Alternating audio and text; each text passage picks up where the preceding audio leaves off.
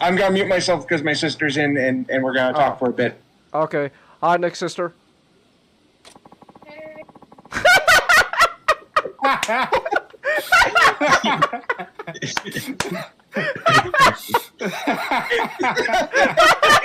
gonna mute now. Hold up. What's that? Hold up. Wait a minute. Hold up. Hold. Wait a minute. Shit, was that an earthquake? Hold on. What? Are you getting an earthquake? Wait a minute. I felt my chair and table shaking. Hold on. I'm looking at it right now. Oh shit! 5.6 earthquake. Bakersfield. 21 miles from Bakersfield. Just now. What the hell? What the? I hope you're not doing your makeup on.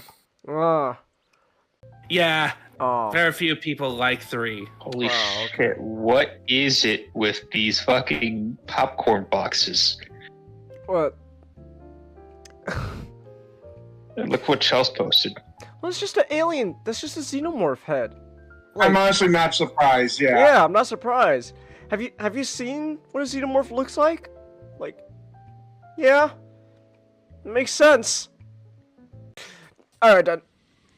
The Punisher isn't a dummy mommy, Chelsea? No, Chelsea. No, the Punisher is not a dummy mommy, okay? Now, I don't know, maybe some, you know, fanfic If Frank rule Castle is a dummy mommy, things are gonna get kind of shocking. Heart Strike! Take this! Hiya! Fuck your health! Huh, huh, huh, huh, huh, hey! Yeah! Ha ha! Let's go! Easy dance battle! I beat your ass, woman! Yeah! Let's go, I'm telling you, I'm a perfect idol right here. Look at that! I sweep the floor with her. I can see why. I sort of go ape over her myself. Oh my gosh, Sally's got the exactly, Chelsea. Sally's got the bedroom eyes. She's got the fuck me eyes. She's like, oh, wow, I'm so full of adrenaline and pumped up, Sonic. Now take me, ravage me. Whoa, geez, Sally, calm down. No, Sonic, it's a river. It's a waterfall down there. Jeez, Sally, calm down. Pretty, I don't know, it's just how the karaoke minigame is like in all the Yakuza games. And I got a party pooper. How'd you get a party pooper? Whoa! I don't know, like, I get into the rhythm, right? Okay. I get into the rhythm and doing, like, okay. Okay. And then all of a sudden, they put them, like, button sequences very close together. Okay, to be and fair, then that I is, missed one button, and then all of a sudden, for some reason, my brain and thumb. Okay, to be fair, that keeps is actually something I can criticize about, specifically Ishin's karaoke minigame. Yeah, I don't like the fact that when like the buttons get like so bunched up together, they're like, oh. The guy that he's singing about the shit. Okay. Oh, what is? Oh, look at that foot solo! Yeah, you go, Ryoma. Play that solo.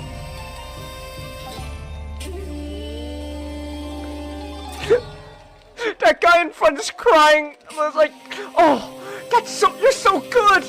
Oh.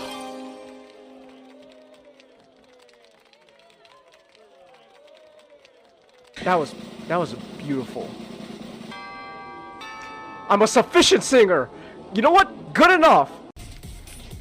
Okay. You're wrong. I'm wrong about fall? Yeah, spring is best. No. No. Fall. Spring has allergies. Fall doesn't have Boo-hoo. allergies. What do you? Oh. It's Boo-hoo! Boo-hoo! Okay, I'm getting really worked up. You have a skill issue. I'm actually legit getting worked up now. Holy shit. They claim this route ran along the border of the neutral zone. Yeah, so? So sometimes you just gotta take a leap of faith. Well, what are you waiting for? Let's go! Wow. Just sucked all the color out of everyone. Well, that'll make life easier for the artists. They don't have to worry about colors. Now that they're telling the reader to color it for them. I know. they're just saying, hey, kids, you're reading it. Do the work for us.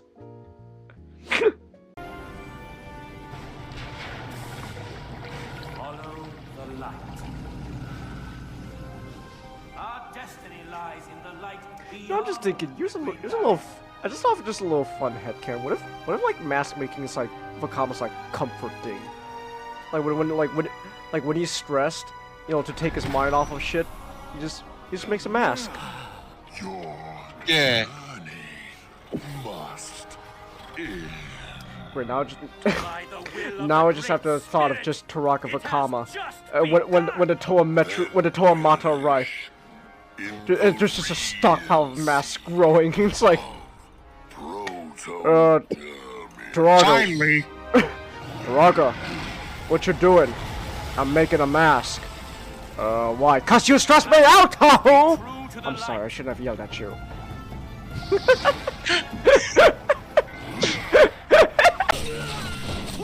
Oh, let's go!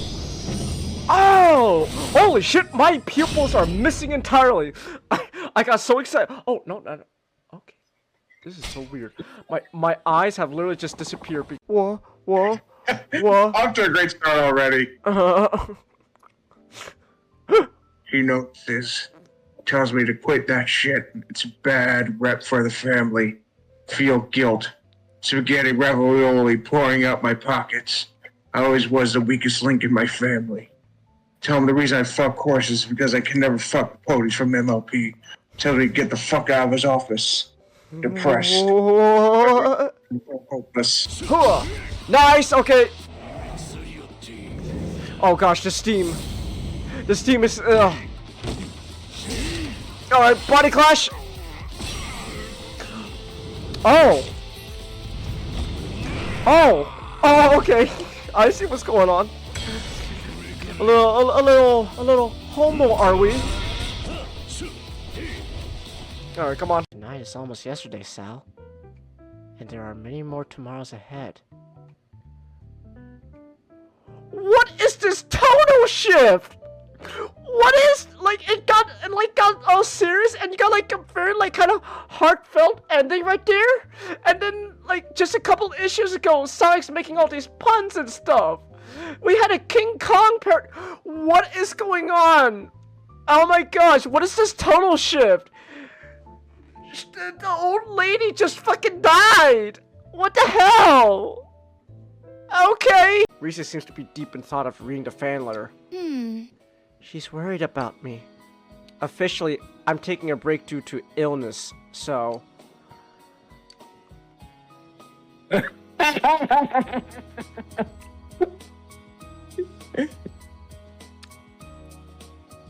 Wow, what a... what a weird total whiplash. Rise's pouring her heart out and you're laughing at her, Nijato. Wow, how mean can you be? You know, I'm trying to help you save your daughter, man. Look, this poor guy! It's just It was all that guy. It was all that guy. Yeah, it was all that guy. You know, I'm pointing to you, jackass. Pointing to you, dumbass. No, clearly I'm the one in oh my gosh. Genghis, you clearly won that. Oh, Look. true. Man, is this... Monster stuff. Oh! We lost our co-host! Oh. You good, Nick? I mean, Magic? Oh my gosh, I called you Nick. Oh. Yeah. Alright. Alright. So, where was I? Oh yeah. World Military Force, having to deal with... No, Chelsea, it was a slip of the tongue. Don't call him new Nick. Oh my... Alright, Nick, I'm gonna leave beating up the woman to you, so you could be the one called sexist, while I'll beat up the other minorities, and I'll be called racist. That seems like that seems a fair trade. On it.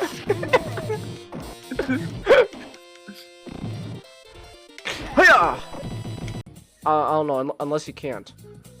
But Nick, come on! Come on, man! No, I can't. Oh! Okay. Wait. Did you just like Nick? Nick just talking! Oh my gosh! Get your ass back in here, Nick! Come on! Come on! Oh my gosh. Oh my goodness, hi. Oh. Oh! Shinsengumi Emergency Officers Meeting.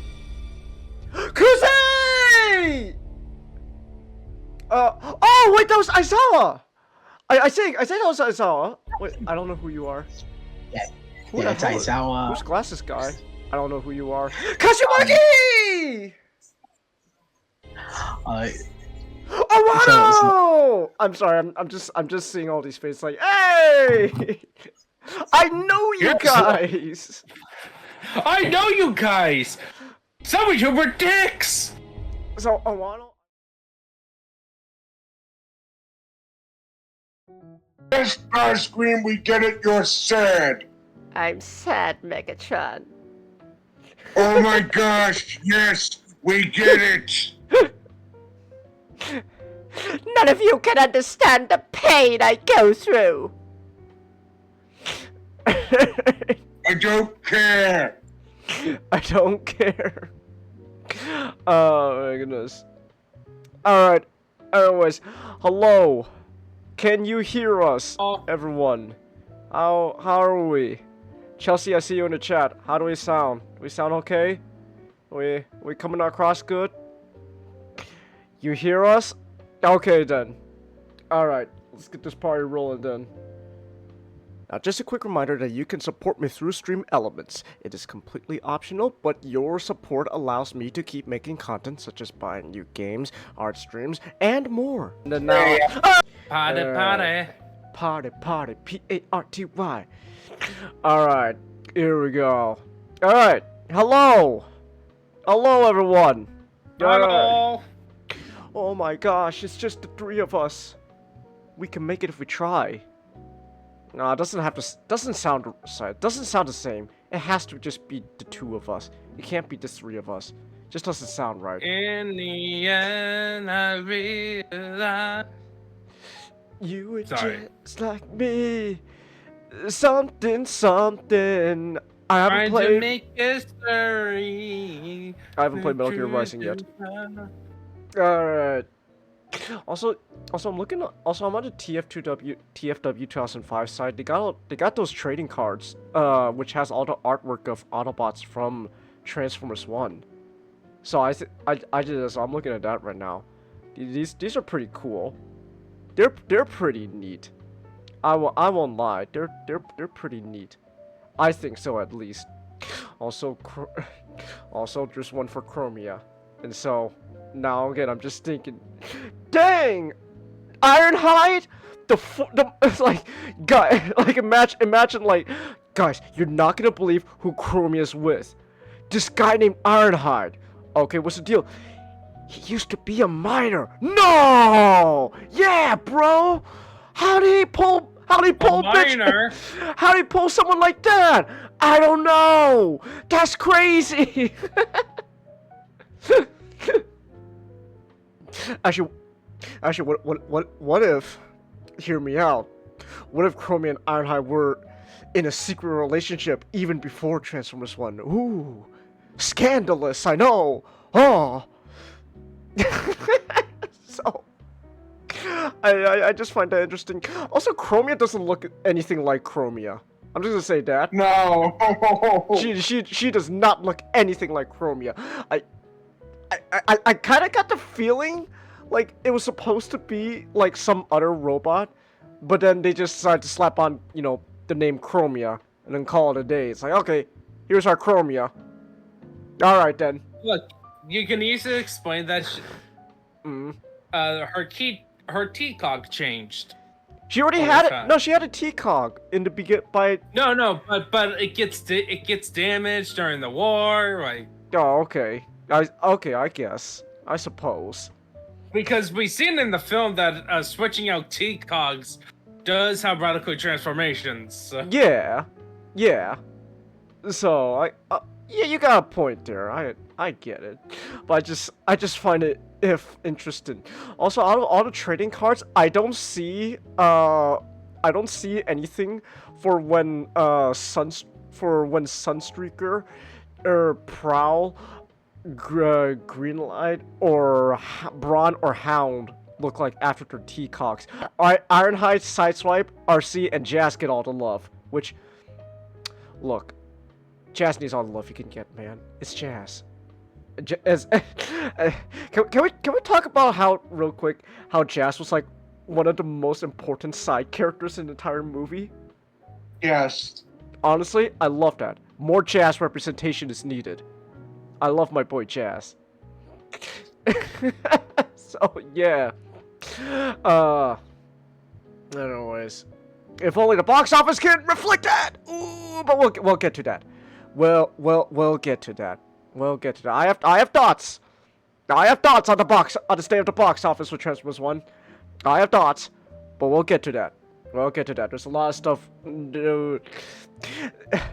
Are we really just gonna talk about Transformers and Transformers 1 again for another night of the podcast? Yes. Of course we are. Yes. If you haven't realized by now, we're like an unofficial Transformers channel. Because I love this shit. I love Transformers. This shit's my jam. Do you know how many Transformers I have on my shelf next to me? More than model kits. More than model kits. You know how many Transformers I have on my shelf? 7. Yeah, and the rest is in a bin. Or on your bed. How Nick, tell me right now, how many figures do you have on your bed right now? My bed? Just Optimus. And I'm currently transforming him. Oh, okay. Alright. Yeah, let's just take a break from putting stuff on my bed. You don't want to go through the hassle of putting them back. It's like, oh man, I got all these figures on my bed now. Now I gotta put it back. How am I gonna sleep?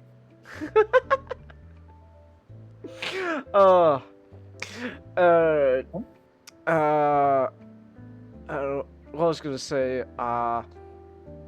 what? I don't know, I was gonna say something. Oh! Actually, real quick, okay, actually, maybe I should save this when all the 2 Cents cast members are here, but real quick, Nick, did we say that for next month we want to do the Alien special? Yeah. Okay. Yeah. Okay, just wanted to double check, cause I remember we were talking about it, and you know, since October's coming up pretty soon, it's like, oh, well, didn't we say we want to do the Alien special with 2 Cents? So, I call Covenant. I got some things to say about Covenant. Ooh boy, I got things to say about Covenant. Yeah. Like. Yes. Is Alien Covenant the Predator? I don't know. I don't know because even then, Alien Covenant hasn't.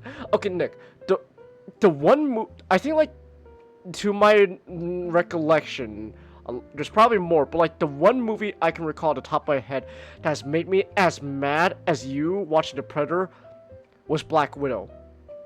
I remember that. My God. Watching Black Widow with you, oh, that got me so mad. Oh my gosh, I was so mad there. Like, okay, if Nick knows this.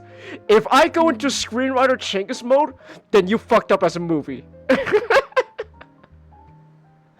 If I start coming with like all these like different scenarios, like if screenwriter Chingus comes out, then that's, you know, oh, this movie's not that good. Oh no. So when we were watching Black Widow, whoo boy, I had things to say about that. But the screenwriter Chingus doesn't come out with Alien Covenant. I just I think like just with me personally, I just disagree with Alien Covenant on kind of a lot of things, just on like a, I guess maybe like a fundamental level. Because yes, Ridley Scott, we get it. You don't believe in God. Oh, hey, we got a raid from Seth. Hey, Seth. Hey. All right, welcome, Raiders.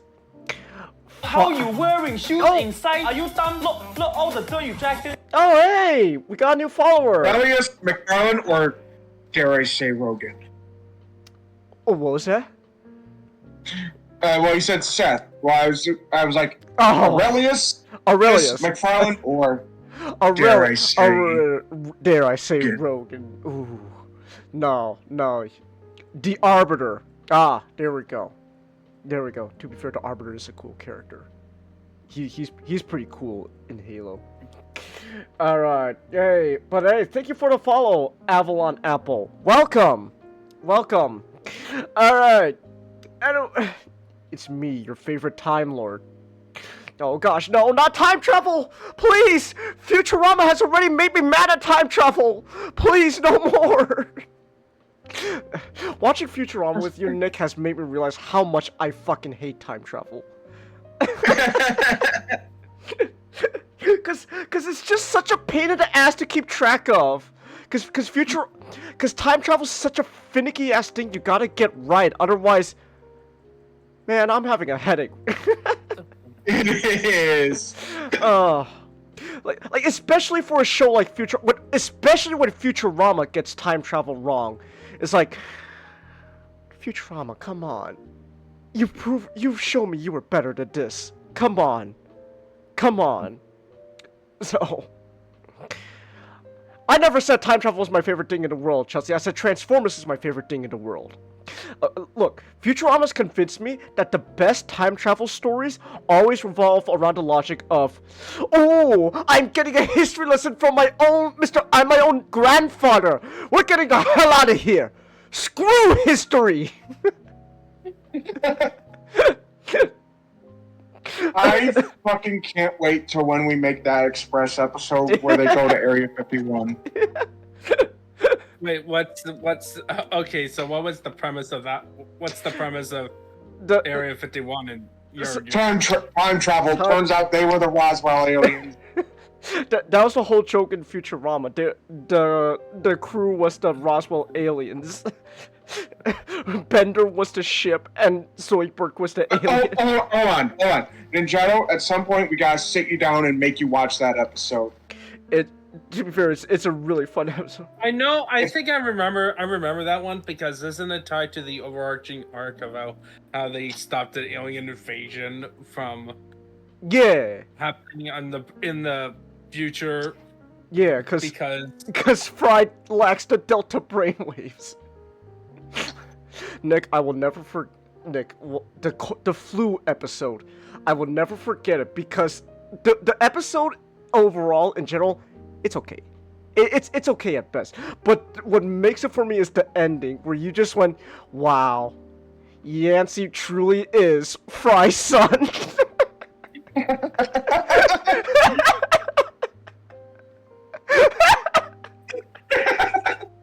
So, ever since then, it's like, oh my gosh, that's great.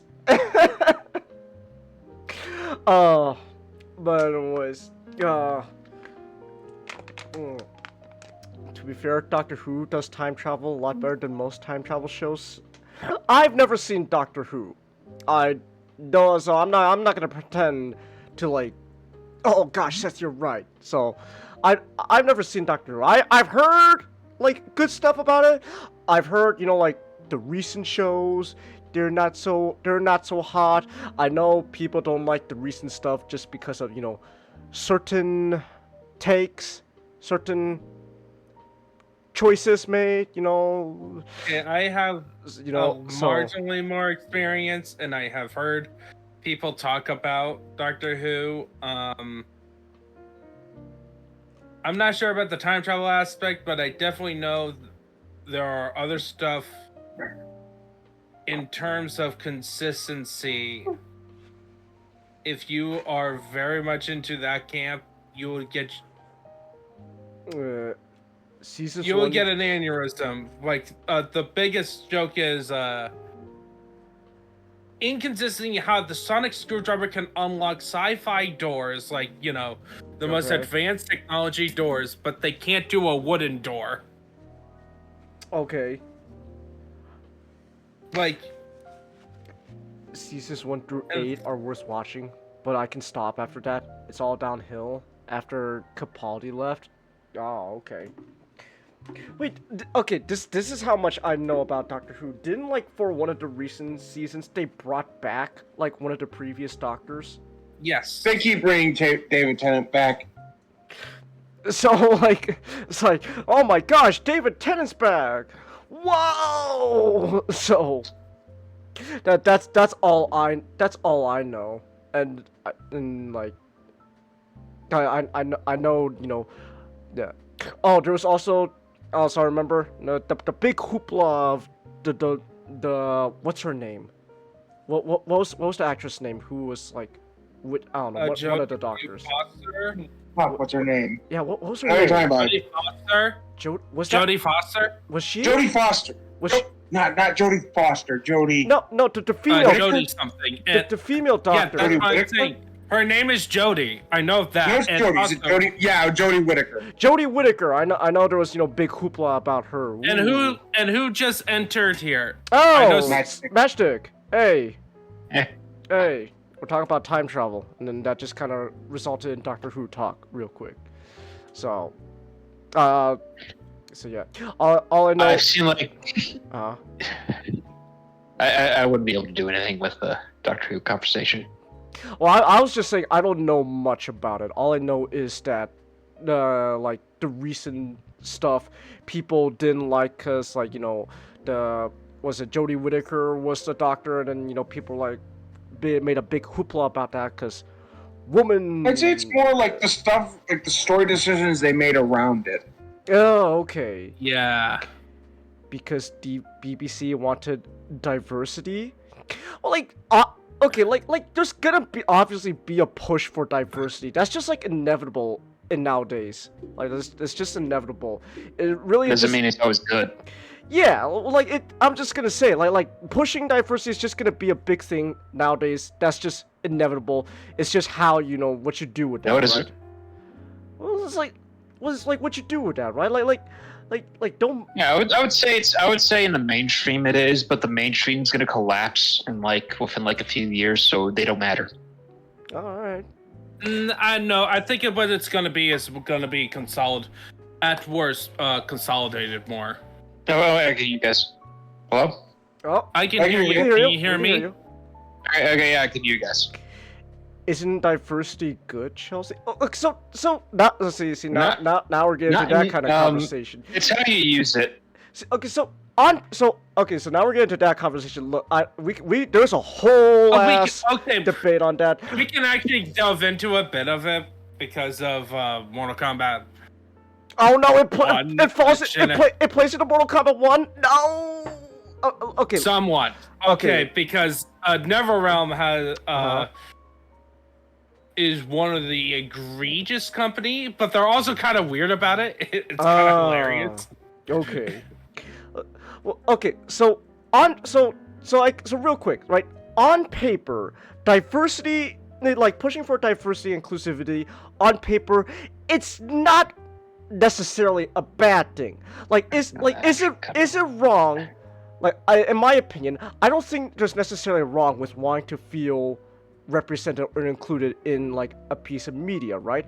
Like, I don't think Can you hear us? we can hear you. Yeah, I can hear you guys now.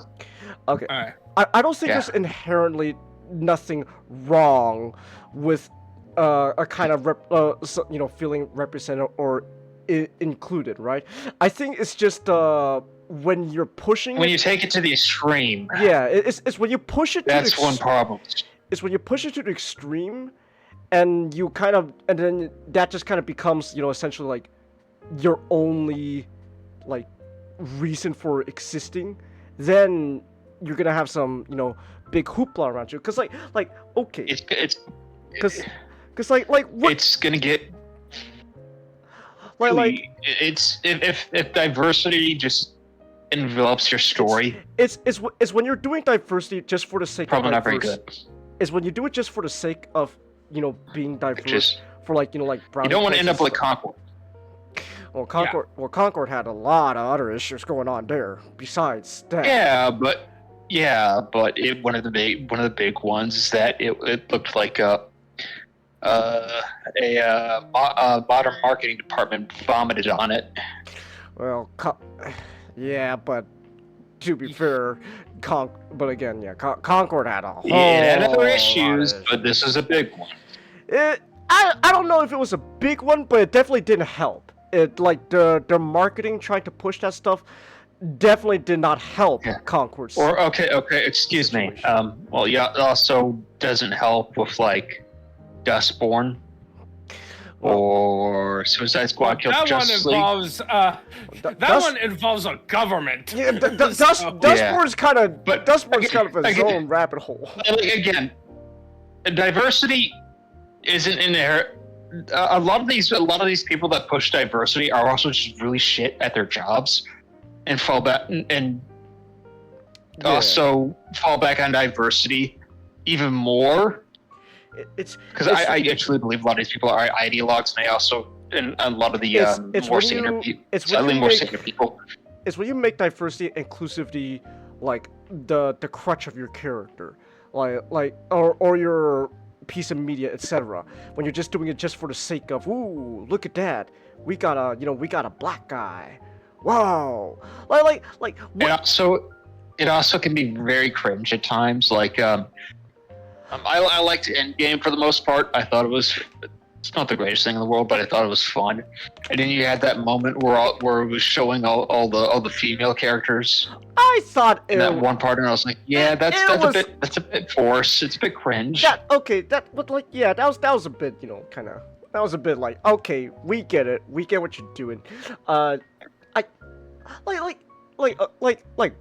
Would I like it if I saw more like Asian people represented in media? I mean, sure. I mean, I don't know why it took fucking Crazy Rich Asians for Hollywood to go, oh my gosh, we could cast Asian people in lead roles? No way! Oh! So I don't know why that was the movie. Excuse me. Yeah, but the thing is that excuse me. You think Asians are different from white people? Well, they're just as bad. Well, okay. Probably every Hollywood executive thinks that. I don't know, but would I like to see more Asian people lead roles and stuff? Sure, oh my gosh, I'm gonna butcher his name, so I'm just gonna call him Short Round, just because it's the only way I could do it without butchering his name. Short Round from Indiana Jones, Kei Kwan or something like that. So I'm just gonna call him Short Round. He is phenomenal. Ever since Everything Everywhere All at Once, I think he's a phenomenal character, and I wish he would have so much more roles.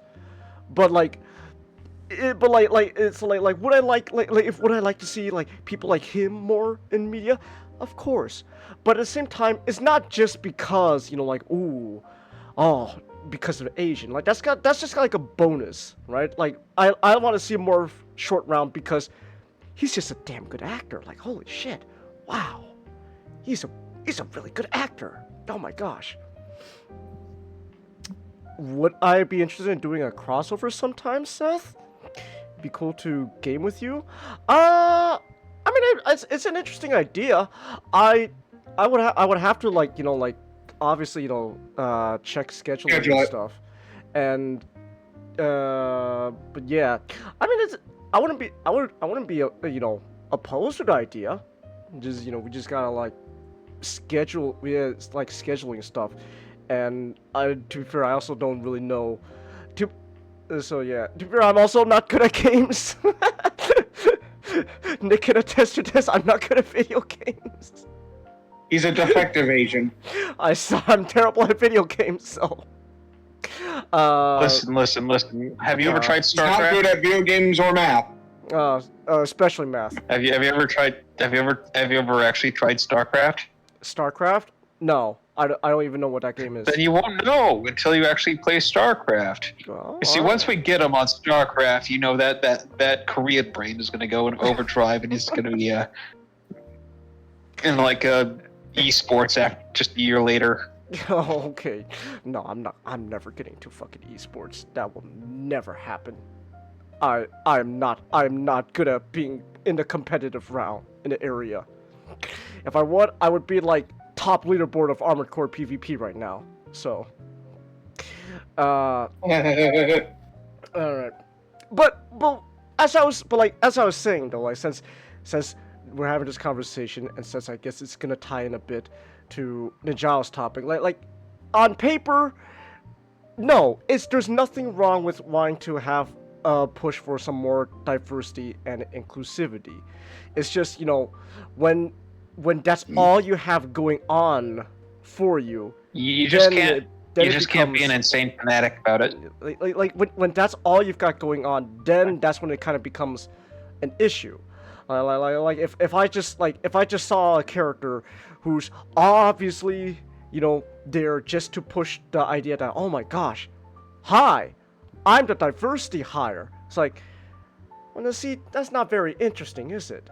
Or like, you know, like, oh, we're a movie that's all about how, you know, oh man, aren't just Asian people great? It's like, I mean, I guess they're okay. So, They're only okay. Oh man, like if it's just a movie about like hyping up Asian people, like, oh, aren't we amazing? It's like, okay, like, you know, to be fair, you know, we got some issues of our own. For example, we could be incredibly racist. I've told the story about my grandmother. God bless her heart, but it's just she's from a different time. She's from a different time. So so yeah, like that's like the long and short of like the whole diversity topic. You know, it's like, oh, it's like if you're just gonna do it just to prop up one, you know, diverse group over like another, or etc. like that, like then, you know, like, that's not. Oh, Ray, you have the Cleveland show. Yeah, Ray, you got the Cleveland show. What are you talking about, bro? you got Boondocks. You're really gonna deny the Cleveland show? You're gonna deny Boondocks, Ray? Come on. Come on, Cleveland show. It's a black show made by white people. You are really pushing Cleveland show, man. I know, it's one of my favorite. I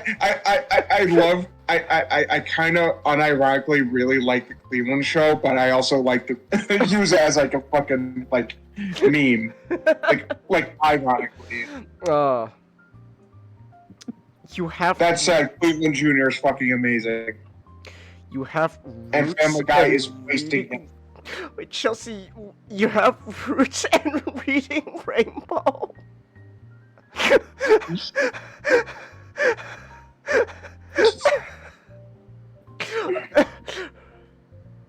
mean, yeah, Roots is good. Like, don't get me wrong, Roots You're is welcome, Ray. Roots is good, but like,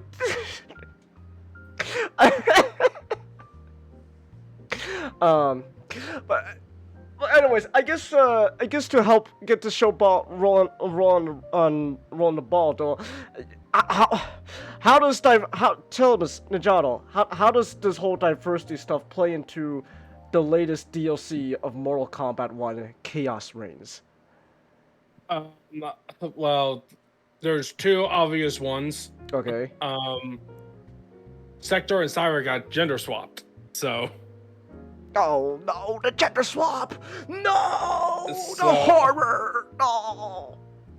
Okay. It's just really fucking lazy. Is it actually Sector and Cyrax, or is it just two women who are taking on the code names? Okay, so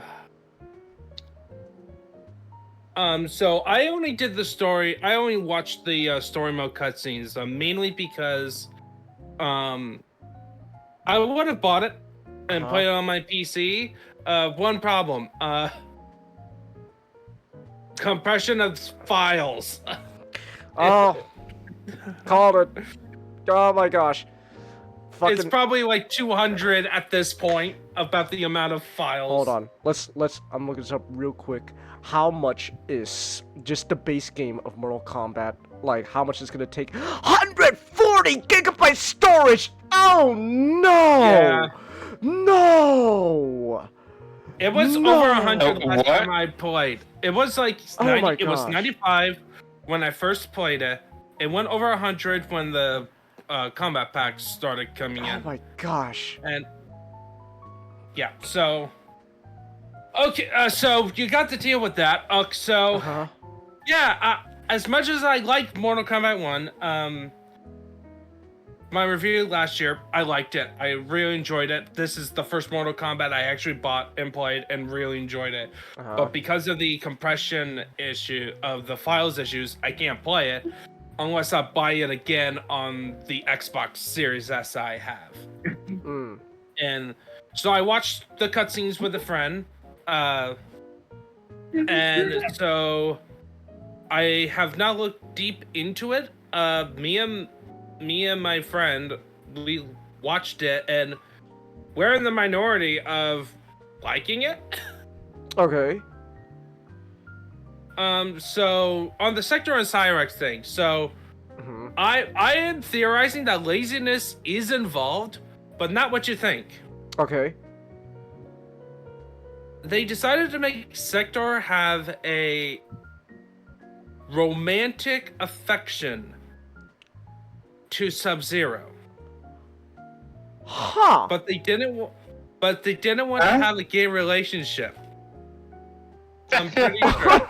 Because okay, I will tell you why this fits well with everyone. Okay. Okay, calm down. Okay, let me explain. You'll burst out laughing even more. It gets funnier. Okay. All right. This is just the opening salvo. This is just the thesis. Okay. All right. Mortal Kombat X. They introduced the combat kids. One of them is named Kun Jin, who is the cousin of Kun Lao. Okay. And he's canonically gay. Okay.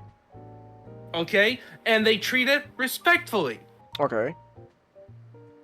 He didn't show up again in Mortal Kombat 11 and only barely mentioned in Mortal Kombat 11 at all.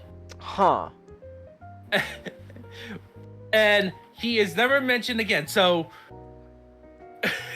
you could see it as them burying the gay character.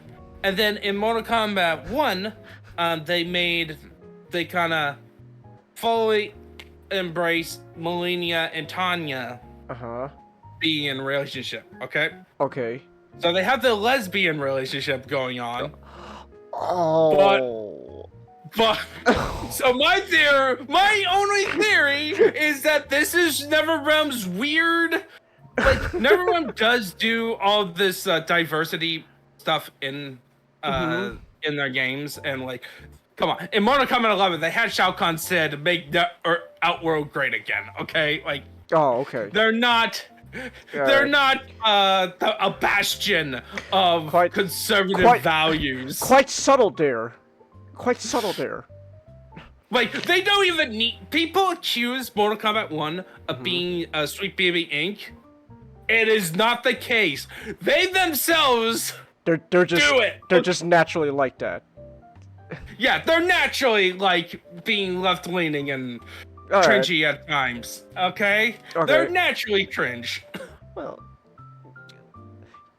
we'll see. Look, they're naturally cringe since the beginning because they leaned on the edgy. Like, the whole reason Mortal Kombat even exists as a franchise is that a guy ripped out a guy's skull and spine out of another dude. Right. Well, I mean, to be fair, that's pretty cool. That's pretty cool and also pretty cringe, okay? Cringe? Predator would like to have a conversation with you, mister. No, it's cringe because they kept on upping the ante on the violence and gore and dark themes. Up and up and up every game.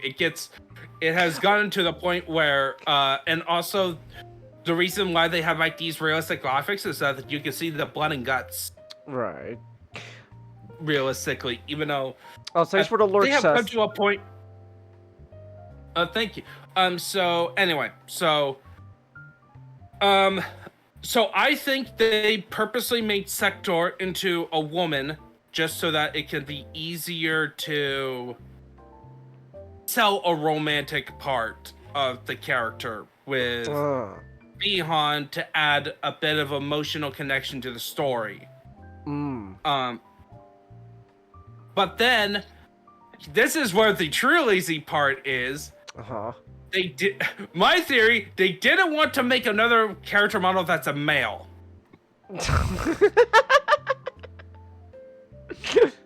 All right. Oh no, we lost Nick. So oh, he's back. My mic okay. was on. Like I because would say. Oh, sorry. You think the reason why Sector's a woman and they're doing the romance with Bihan is because they think the idea of Sub-Zero being gay might be a bit too much?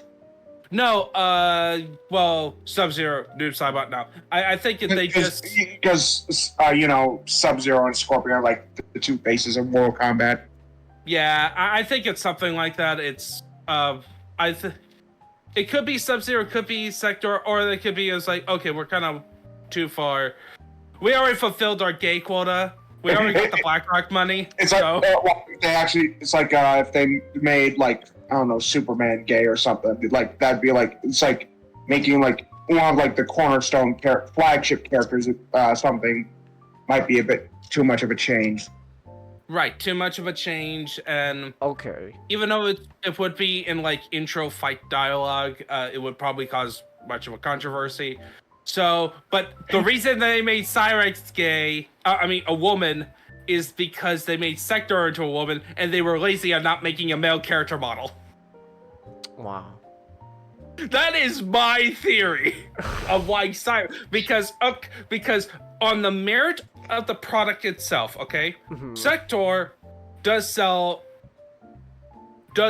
being a woman well. Okay. It doesn't come across as weird. Okay. Cyrex, on the other hand, is incredibly off. Really? Why is that? Yeah.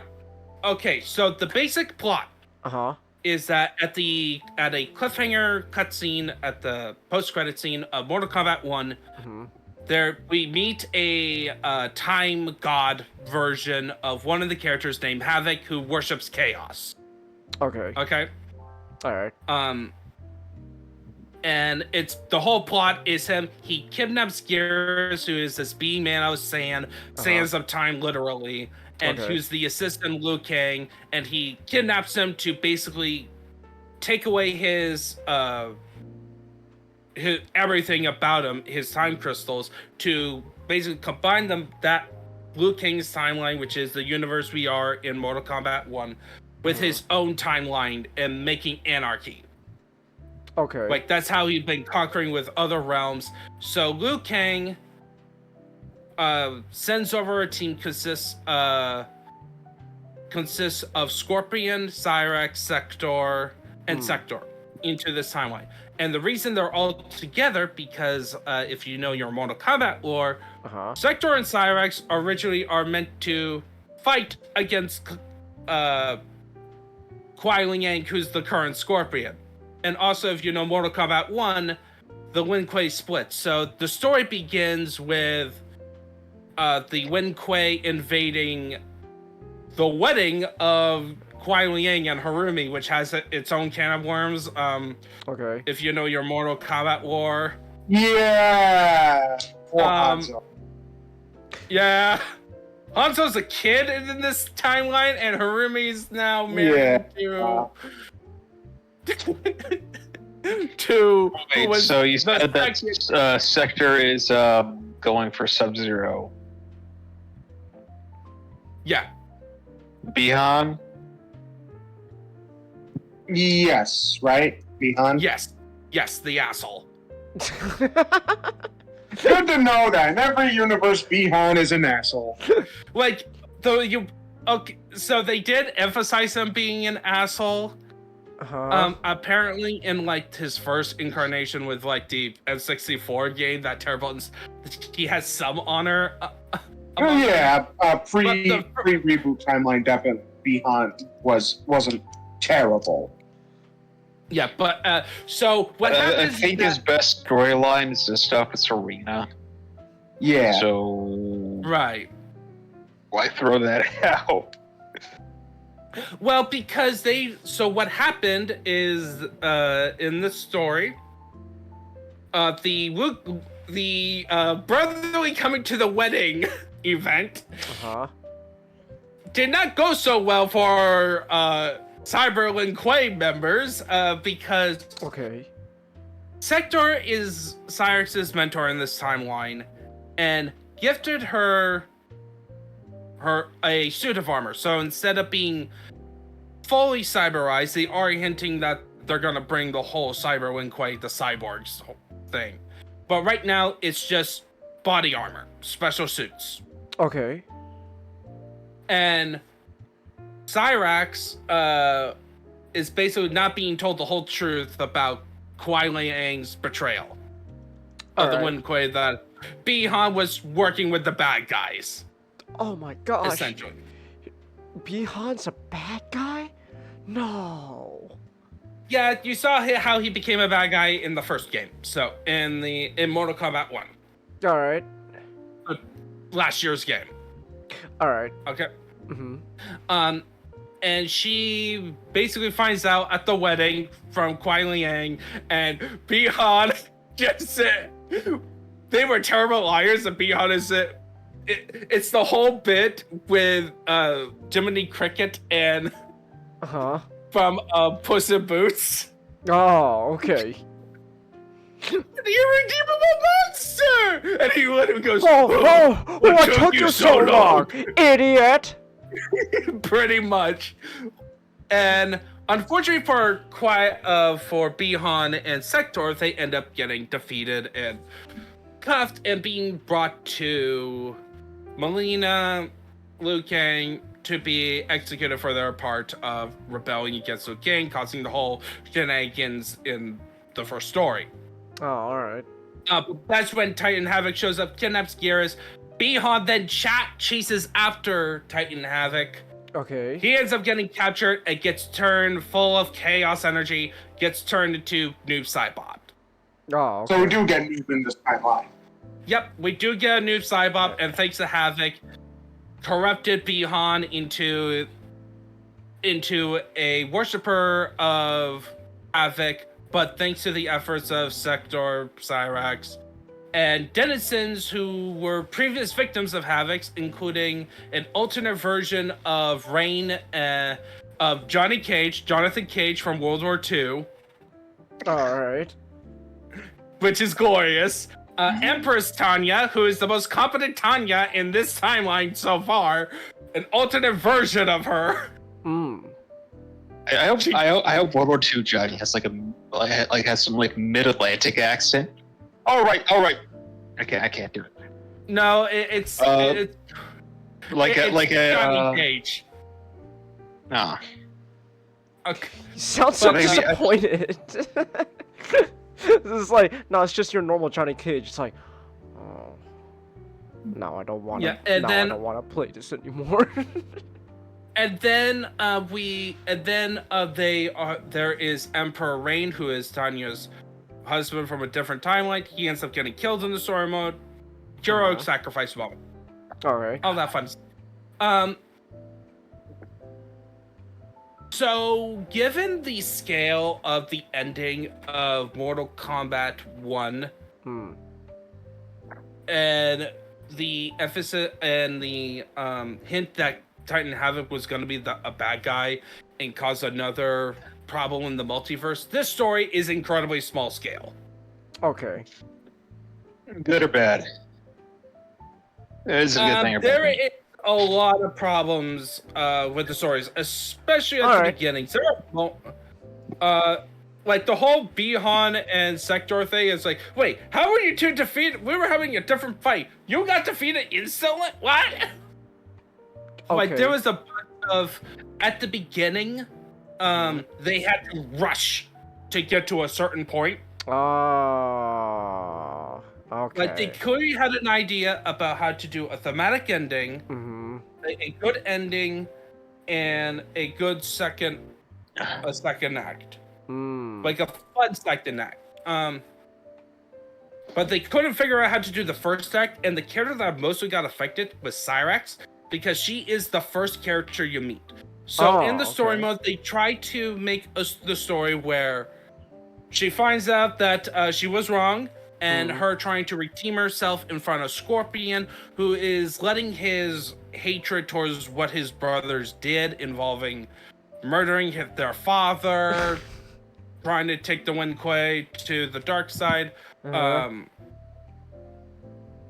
everything with his brother, and applying it to Cyrax, and who was fooled. And so the problem is, and this is where you could say, where changing Cyrax into a woman makes the scenes where she confronts Scorpion incredibly weak. Okay. Because if she was a dude, or if she was a dude, or Scorpion Kuai Liang was a woman, if they were both equally gender, that confrontation scene would have a bit more. You can have you can be more forgiven for the more clunky dialogue moments and like the rushed development. Like the story is having like a quicker pace. Okay. But the thing is, because she is a woman, there is an imbalance of the writing, which happens sometimes where the writers felt like they have to compensate for like a perceived difference of authority, so they kind of emphasized that Cyrax was a bit more in the right of trying to be forgiven, and her actions trying to and making Kuai Liang more like the jerk, and thus trying to emphasize that their reconciliation a lot better. Like in terms of the plot point, it makes sense. Like you needed to have this type of moment in the story. Okay. But the execution was the problem. Okay. Execution. And also there are other moments at the end. They basically, the good parts was up till the climax, and then there was a bunch of stuff in the following actions that was not properly resolved. So at the climax, you get to play as Noob Saibot beating up Havoc. Okay. So Noob Saibot, Bihan gets the win at the end, sort of. Okay. He nearly is able to kill off Titan Havoc, but then Liu Kang steps in and basically told him, we can't kill him because it would destroy his timeline, and I don't want to have billions of lives destroyed in an instant. So they kind of, so Garrus had to freeze Noob Saibot before he attacks Liu Kang, and they stuff him into a coffin to find the research to how to heal him. But in the arcade ending, Sector views this as a betrayal of like, you locked him in the basement, and releases him. Oh, okay. But then we don't get the explanation about what happened to Titan Havoc now, because clearly they defeated him, and they're not going to send him back to his own timeline, especially with his universe-altering gemstones that he put in his chest, like the Infinity Gauntlet. Oh, okay. Just an all right. Mortal Kombat. Only in his timeline it has that. Mortal Kombat was interesting. Wait, so Havoc is free now? No, that's the thing. We don't know. Like, we know he's defeated. We know that he is clearly put into a state where he's not going to attack the timeline again. But we don't see him getting killed or where they put him. Okay, but then wasn't Sector gonna, like, I don't know, like, free him or something? No, that's Noob Saibot. Noob Saibot got put into a coffin. Oh, okay. Because I was gonna ask, because I think it's that all the arcade endings are canon in one? Or, yeah, I think... Or at the very least the ones that are not the guest characters. Yeah, the general idea, I would say the general are going to be canon, because the new Saibot one has him confronting Liu Kang and his folk, and Kung Lao got a decapitation in an image. Oh, okay. Oh, poor Kung Lao. Alright. Other story, we also, we had Empress Tanya and Jonathan Cage, the World War II Johnny, in the main timeline. We don't know where they went because they are from different timelines that got taken over by Havoc and incorporated into his timeline, which is the coolest part. Okay. It's a full chaos world. Alright. And anarchy reigns. So we don't have that. We don't know what happened to them, and yeah, and there's some other characters that there's some other story elements that could have been wrapped up better. Okay.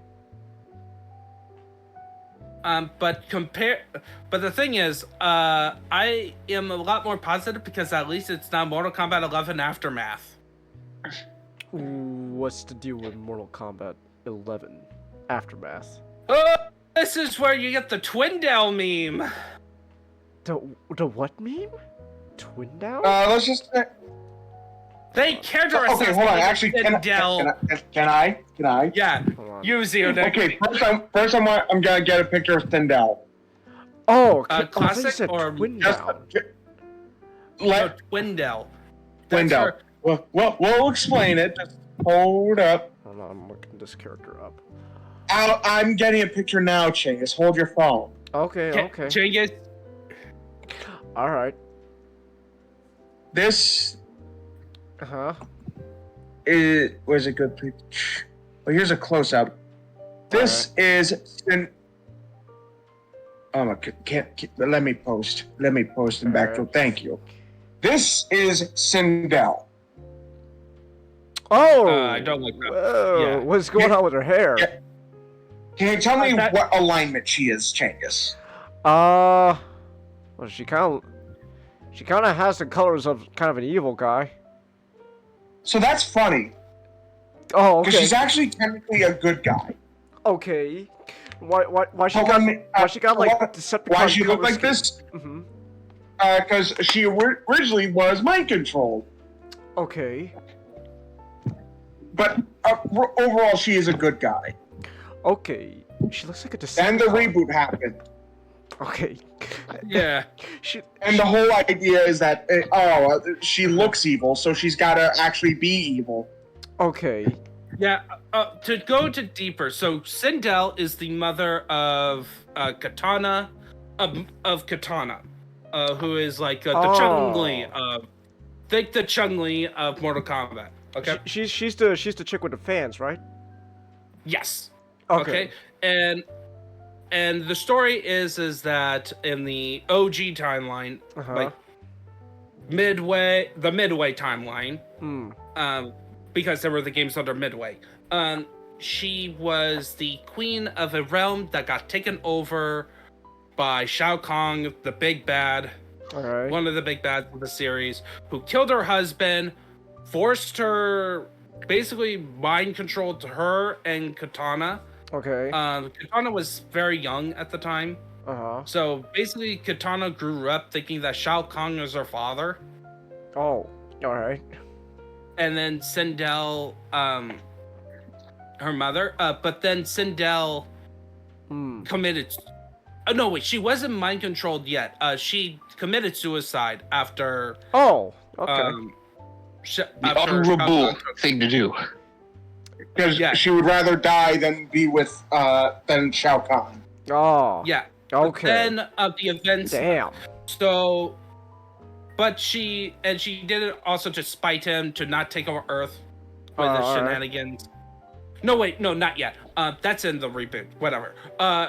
But in 3, when her first game, the plan was to revive her on Earthrealm to basically make an excuse for Outworld to invade Earthrealm. Okay. And she was under mind control at that point. And then the story of the OG was Katana rescuing her mother, and then the rest of the other plots. She becomes like a cool side character. Oh, okay. She got a nice, but then nice costume. Yeah. Then you got the first reboot. Okay. Where she killed herself to protect Earthrealm from Shao Kahn because she cast a spell. Okay. Still heroic. And that game, Mortal Kombat 9, is infamous where she single-handedly killed a whole bunch of characters in a chapel, including her daughter. Oh. I do not care for that. Okay. Granted, she was still mind controlled technically, but we'll get to that. And it's not only mind control, but kind of like super, like supercharged. So basically, they got to the corner at that moment, Changus. They got to the point of like, oh, we're done retelling Mortal Kombat 3, and we need to kill a lot of these character offs so that we can have proper stakes and to set up Mortal Kombat X. All right, sit down in one scene. A bunch of you are just gonna die. All right, everybody but Janya, Sonya, Raiden, and Liu Kang all dead. Oh, okay. Don't worry, Liu Kang quickly follows suit because of Raiden, but Okay. So you have that reboot. So people were kind of mad at her character because of that scene, mostly because of the writers. Okay. But then Mortal Kombat 11 Aftermath. Because she was not part of the base roster of Mortal Kombat 11, but in Aftermath, she's kind of one of the characters that... Oh, remember? Here's your favorite character. Buy this expansion pass. Oh. And what they decided to do in that timeline is revealed that he killed her husband. Okay. Because Shao Kahn was more powerful. They turned her into a gold digger, essentially. Okay. She's what I need. Yeah, she's a traveling friend indeed. Alright. So I put her the Mortal Kombat 11 a version of Mortal Kombat 11 character. Every time you see that face, most Mortal Kombat fans who are against the change call her Twindao because there is no way this is the real Sindao. She's an evil twin. Okay. Alright. Then it gets even funnier if you do with Mortal Kombat 1. So at the end of Aftermath is like is a convoluted time traveling NetherRealm story.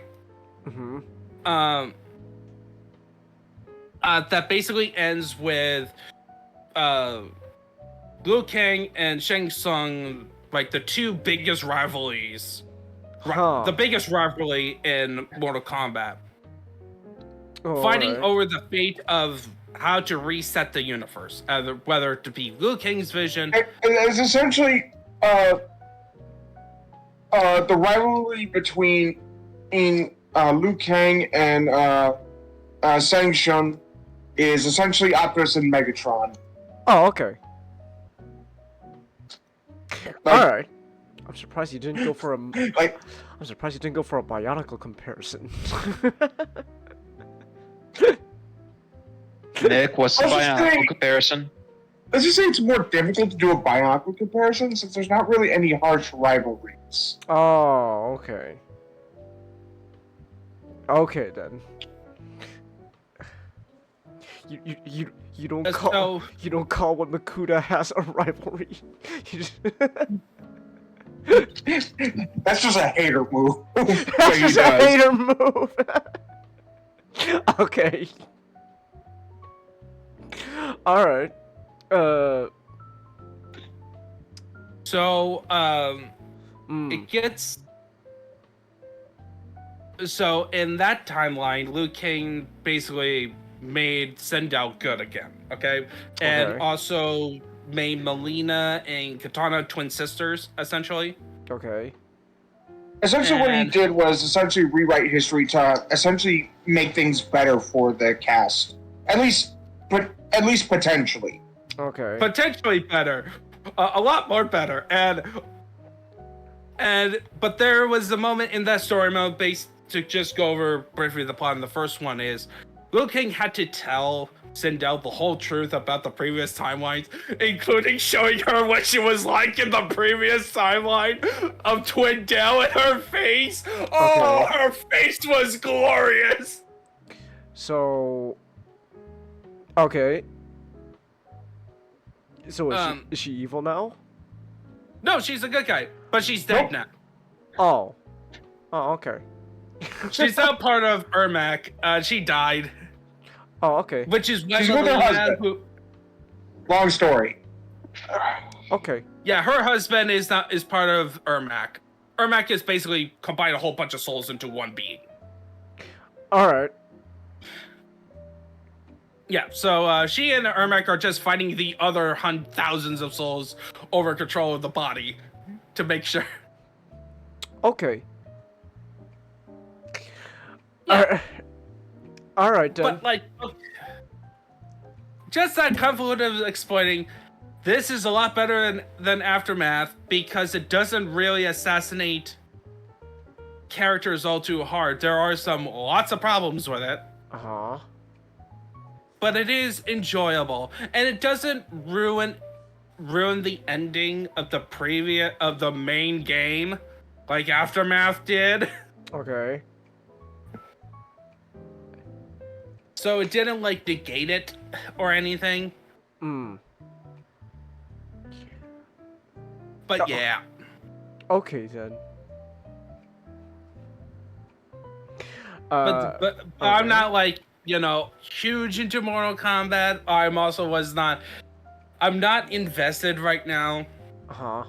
Mortal Kombat is unfortunately a victim of a sullied reputation. Okay. They don't like the cameo system they have in the game. Okay. Warner Brothers' business model was garbage. Woo! Warner Brothers! Money grubbing. Alright. Let's go, Warner Brothers. When do I get to play as Paul Atreides in multiverses? What? It's just something like, because Dune movies are made by Warner Brothers. Oh, okay. Come on, let's get some Dune representation in fighting games.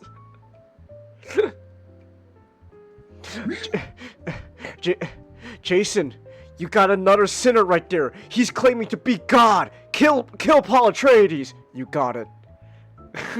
and then Paul Tracy used the voice and Jason Voorhees is just temporarily off into space. He's not dead, but Paul uses the voice to convince Jason that he's his mom. Because Jason keeps falling for that shit. Jason, don't fall for it. Again, that's not your mom. Okay, he fell for it.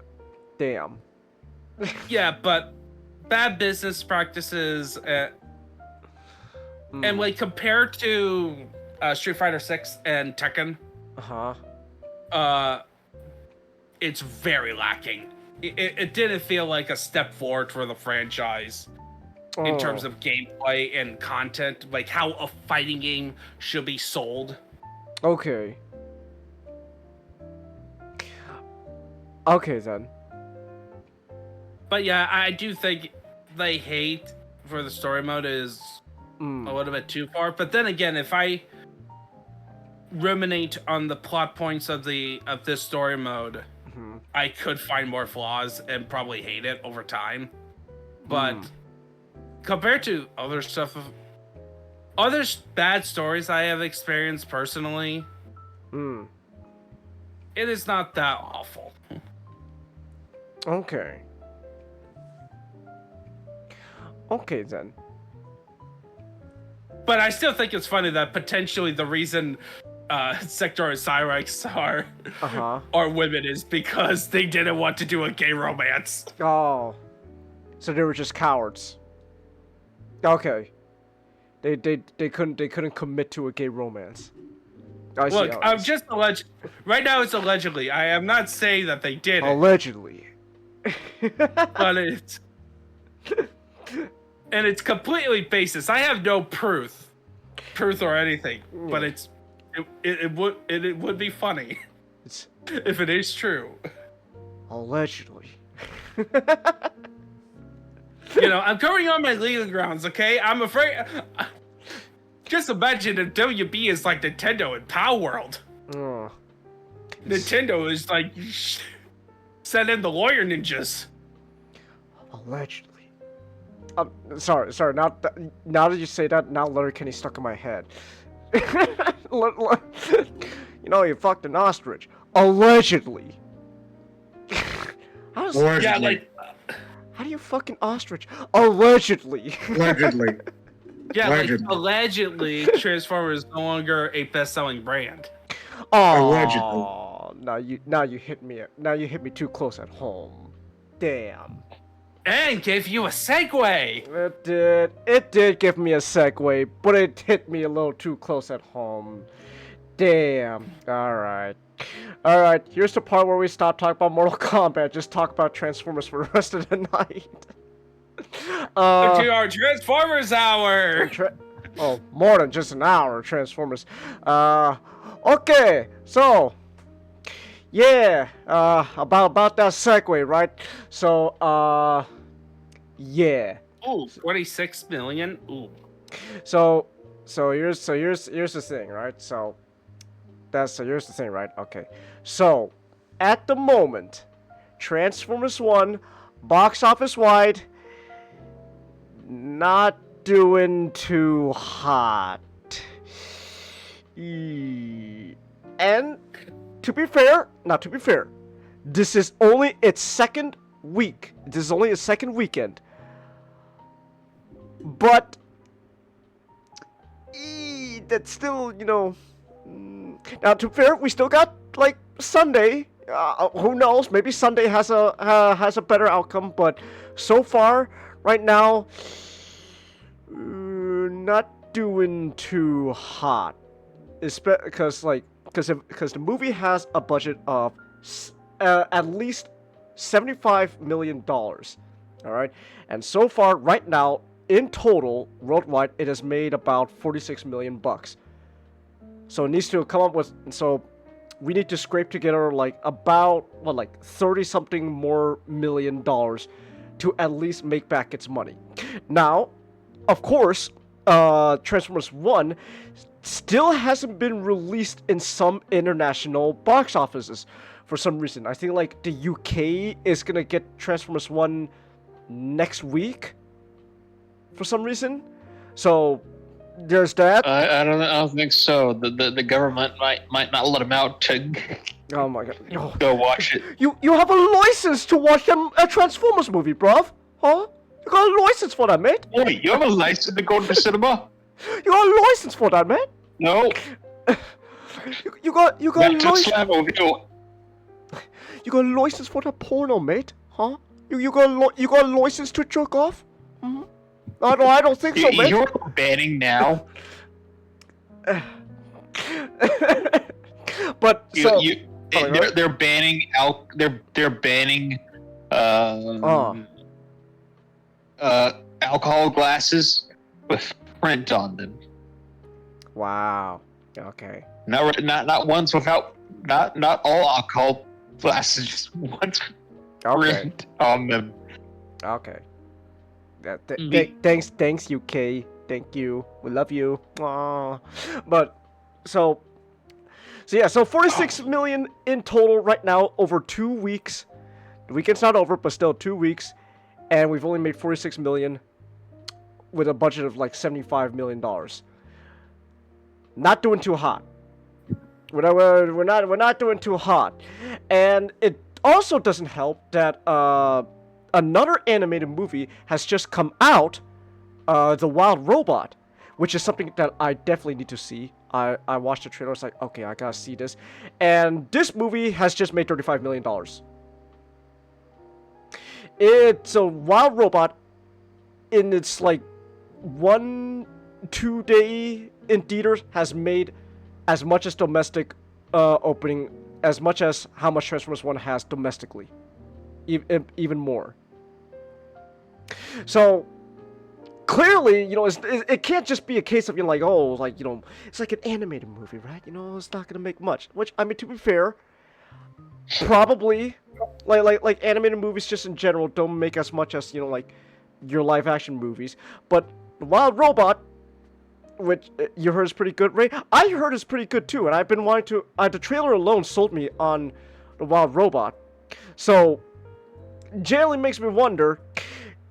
So like it makes me wonder, but this is just something that Transformers, like a bunch of Transformers fans are just now kind of talking about recently, especially today. Is it just this movie? Is it just Transformers 1 not doing too hot, or is Transformers just in theater as a theatrical franchise, as a movie franchise, just not doing too hot in general anymore? Because kind of seems like it. Like okay, like Rise of the Beast, right? Let me quickly look up how much Rise of the Beast made, because I know that movie had a budget of like 200 something million dollars. Okay, it made about 430 million dollars. So about 430 million dollars, and on a budget of like 200 something million dollars. Okay, now that technically made back its budget, but if I remember correctly, like the overall money it made just barely could be considered profitable. Because nowadays, like, because the thing is, like, it's one thing to make back your money, but then to be considered like an actual profitable movie nowadays, you have to make at least like twice your budget, because that's how you pay off, you know, also like, you know, your marketing and etc. and all that. So Rise of the Beast you could be considered barely profitable. And what was it, Bumblebee? How much was what was the budget for Bumblebee?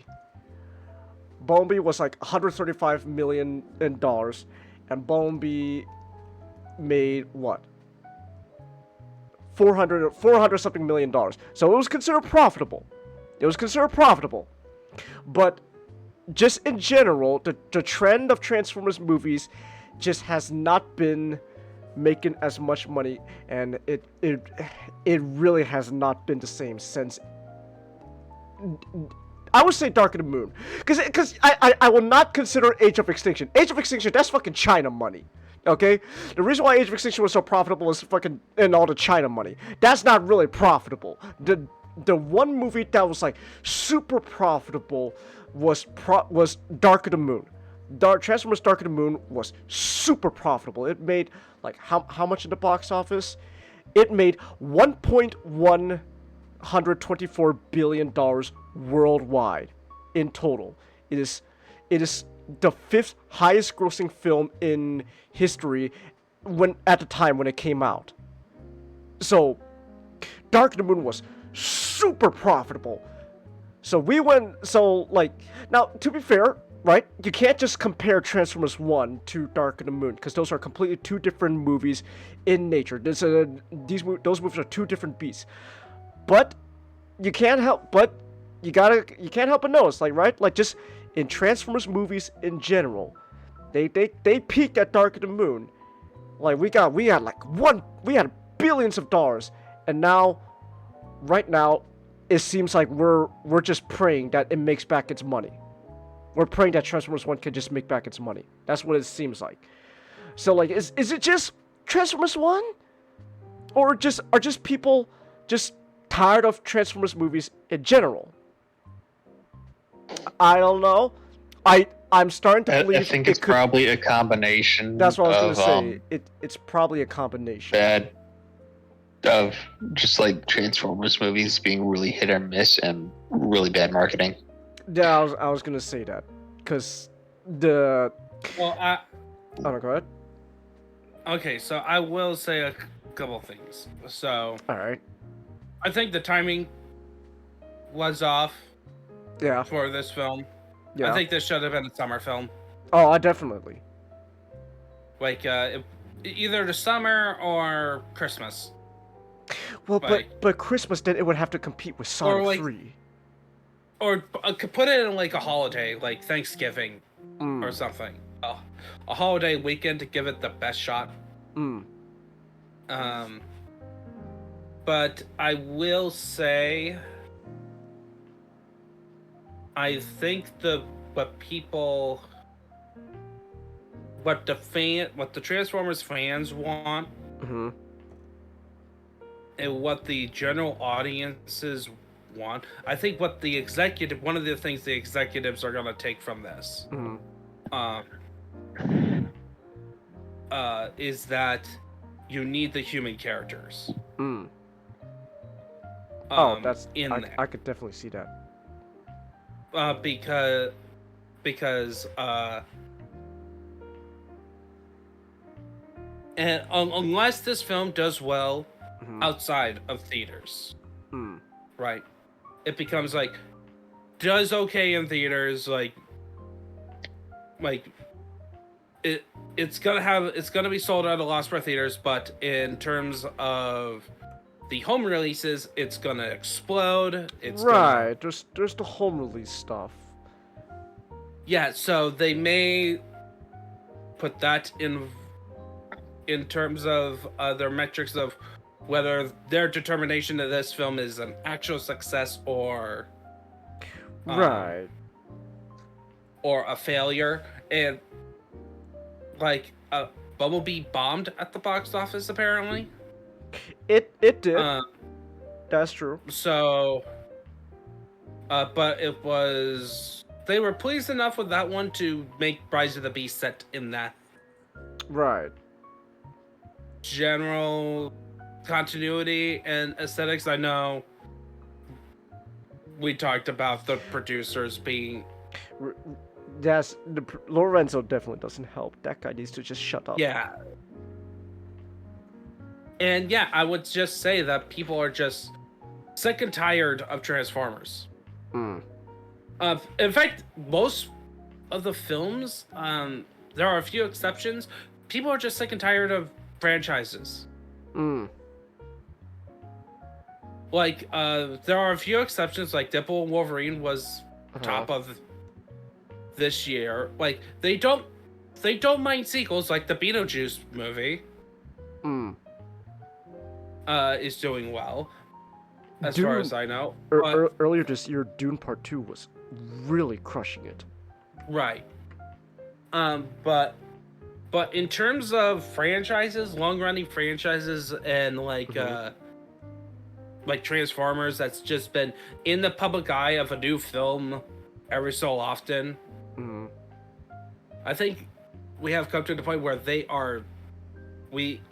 people are just sick of it. Mm. And unfortunately, this is just a victim of being sick of factors. Like, they would even look at like the trailers and like, you know, how overly kid friendly that one is. Like, oh, they may think, oh, this is not something I will take to the theaters because I don't want to sit through this. I'll just wait until it comes out on DVD or streaming. I can put it on in front of the kids. That really was a terrible first trailer. The more I think about it, that really was a bad trailer. Yeah, I love how I even said when it first came out, I was like, hey, I may be wrong. I was wrong before with other stuff, but that trailer was awful. Yeah, that was a pretty You guys bad. gave me crap about that. I'm sorry. How did the Teenage Mutant Ninja Turtles movie? Mutant Mayhem? work out. Yeah. Let me see. Well, real quick. That might be a good one to compare it to.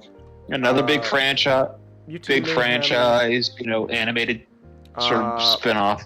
Budget kinda. was $70 million at the very least, and it made how much? Box office, how much did Mutant Mayhem make? 181 million. So it made back its money. But Hello? yes, Yeah. we can hear you. So Hello? we can hear you. What? We can hear you, Mashtik. Okay, I can hear you guys. Yeah, Yeah. so it made $180 million.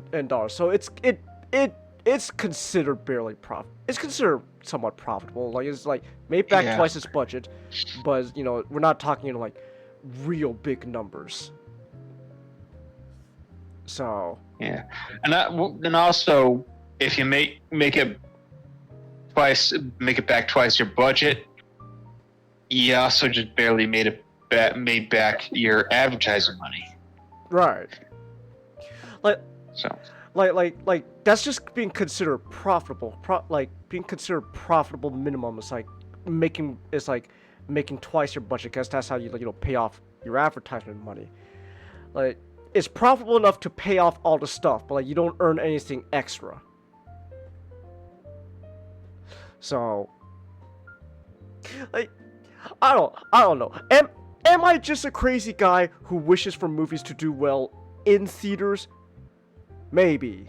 Am I slow as I grow older? Am I slowly becoming more like, those people who yell at the clouds? I don't understand those streaming services. Woo. I don't know. I don't understand bad marketing. Bad marketing. Just market the film better. Release it at a better time. Yeah.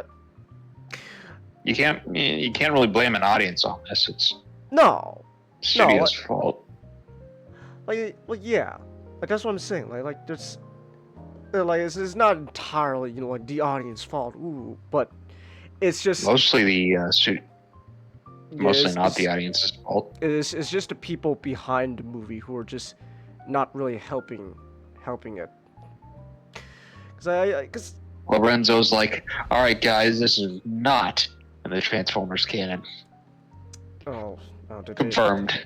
the day Lorenzo says that, well, the day I'll actually the day Lorenzo says that, it'll be the day when it's an actual movie that's actually like an actual sequel, and he goes, no, it's not really. It's like, no, Lorenzo, today you're wrong.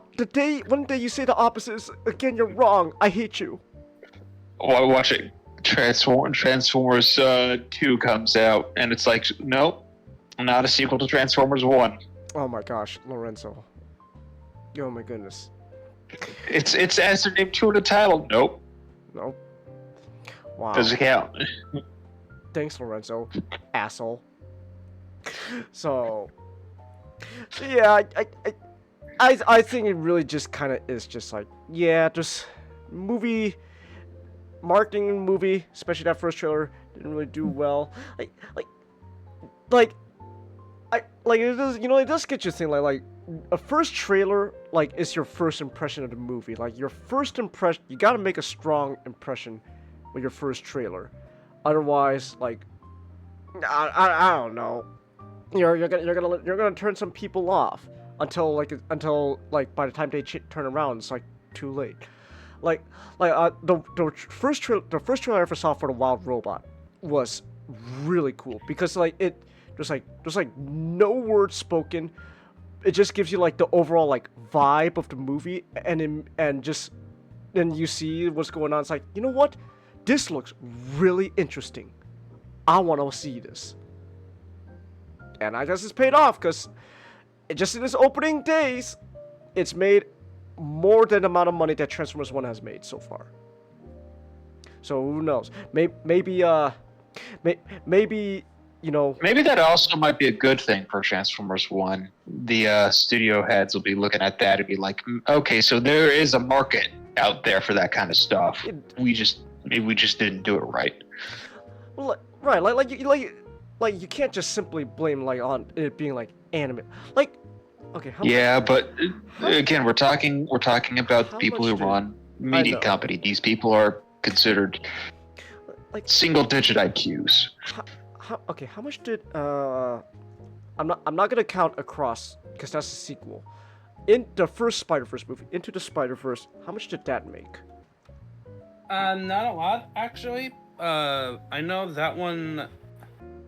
One of the things is that people bringing up about that film is that it didn't do well in the box office. Okay, so first Spider-Verse movie. Did it make a lot of money on afterwards? Yeah. Yeah, Okay, it so was one of those cases. It was released amongst the first Aquaman film and some other things. It had made over $300 something million against a $90 million budget. So it's what's it? 90 times 2, 180. Yeah, it's more than profitable. It made back. It's considered quite profitable, but domestically, it made 190. So just in America alone, it was barely profitable. But then when you take international markets into account, in total, yeah, it was considered pretty good. So, Spider-Verse also had a $35 million domestic opening. So, yeah, so it was doing pretty good. Meanwhile, Transformers 1, it had what a $24 million opening, and so far in the second week it's only made about $10 million more. So, now to be fair, again, there's some stuff obviously like this, this is only just a second weekend, and there's also the fact that some international for some reason this movie hasn't released completely in other international theaters. I don't know why. I don't know who was behind that decision, but it's a thing. I guess there's also another thing that I don't know if Hasbro and Paramount will take this into account as well. There's also those early fan screenings they did to get a lot of word of mouth about Transformers 1 going around. I assume you have to pay for those stuff. Holy shit! What? A VTuber was roofied. What? Oh yeah, What the there was an event in one of the convention, and a bunch of VTubers, including a couple from Mythos, that got roofied. What? And it was at a private event. What? Yeah. Hold- Yeah. So they So- a company called Burp or something like that made a special event that the idea is that the VTubers can come into this special lounge area and not have to wear any of the facial gear they have to wear at TwitchCon, to protect their identities. Oh, it's and just have a TwitchCon. Oh my fuck! Well, of course it's TwitchCon. Fucking of course. TwitchCon has just been nothing but disaster. I don't know how TwitchCon is still going on. TwitchCon has just was it the last TwitchCon people got blinded or some shit like that? If I recall, or is that some completely different thing? I just know no, the last TwitchCon I remember it was they had some bounce ball pit or something, but it wasn't it wasn't full enough, so people just dove in and just broke their backs or some shit like that. It's what the fuck. So TwitchCon's just been a disaster, and now we're getting drugs. Okay, thanks TwitchCon. Very cool. Very cool. Wow. Okay. All right. we need Mark Wahlberg to come back as Sparkplug? No, Ray. I think No, we've had. no. I You don't think we've get had Mark it. Wahlberg. You get Marky Mark Oh from the yeah, Funky Bunch. from the Funky You have to Bunch. do a music video. Exactly. Oh, that's the thing. The next Transformers movie, they need to bring back the Funky Bunch just for that movie. They need to make it a musical. Exactly, and then Marky Mark can say some questionable things about what, like, Asians or some shit. I don't remember what that whole controversy was about.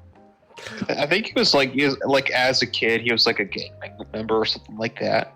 Yeah, I know. When he was younger, yeah, he was a bit of a troublemaker, but then he cleaned up his act. So, yeah, he became a rapper. Yeah, and then now he's a movie star. Whoa, Marky Mark. So there's that. Yeah. What was I gonna say?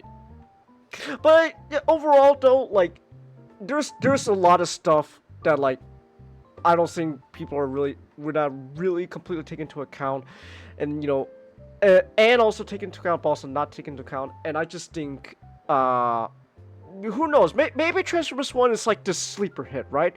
Like, who knows? Like, maybe later on in its lifespan in theaters, just out of nowhere, there's just this huge surge that comes out of nowhere. It's like, whoa, where'd all this money come from? Who knows?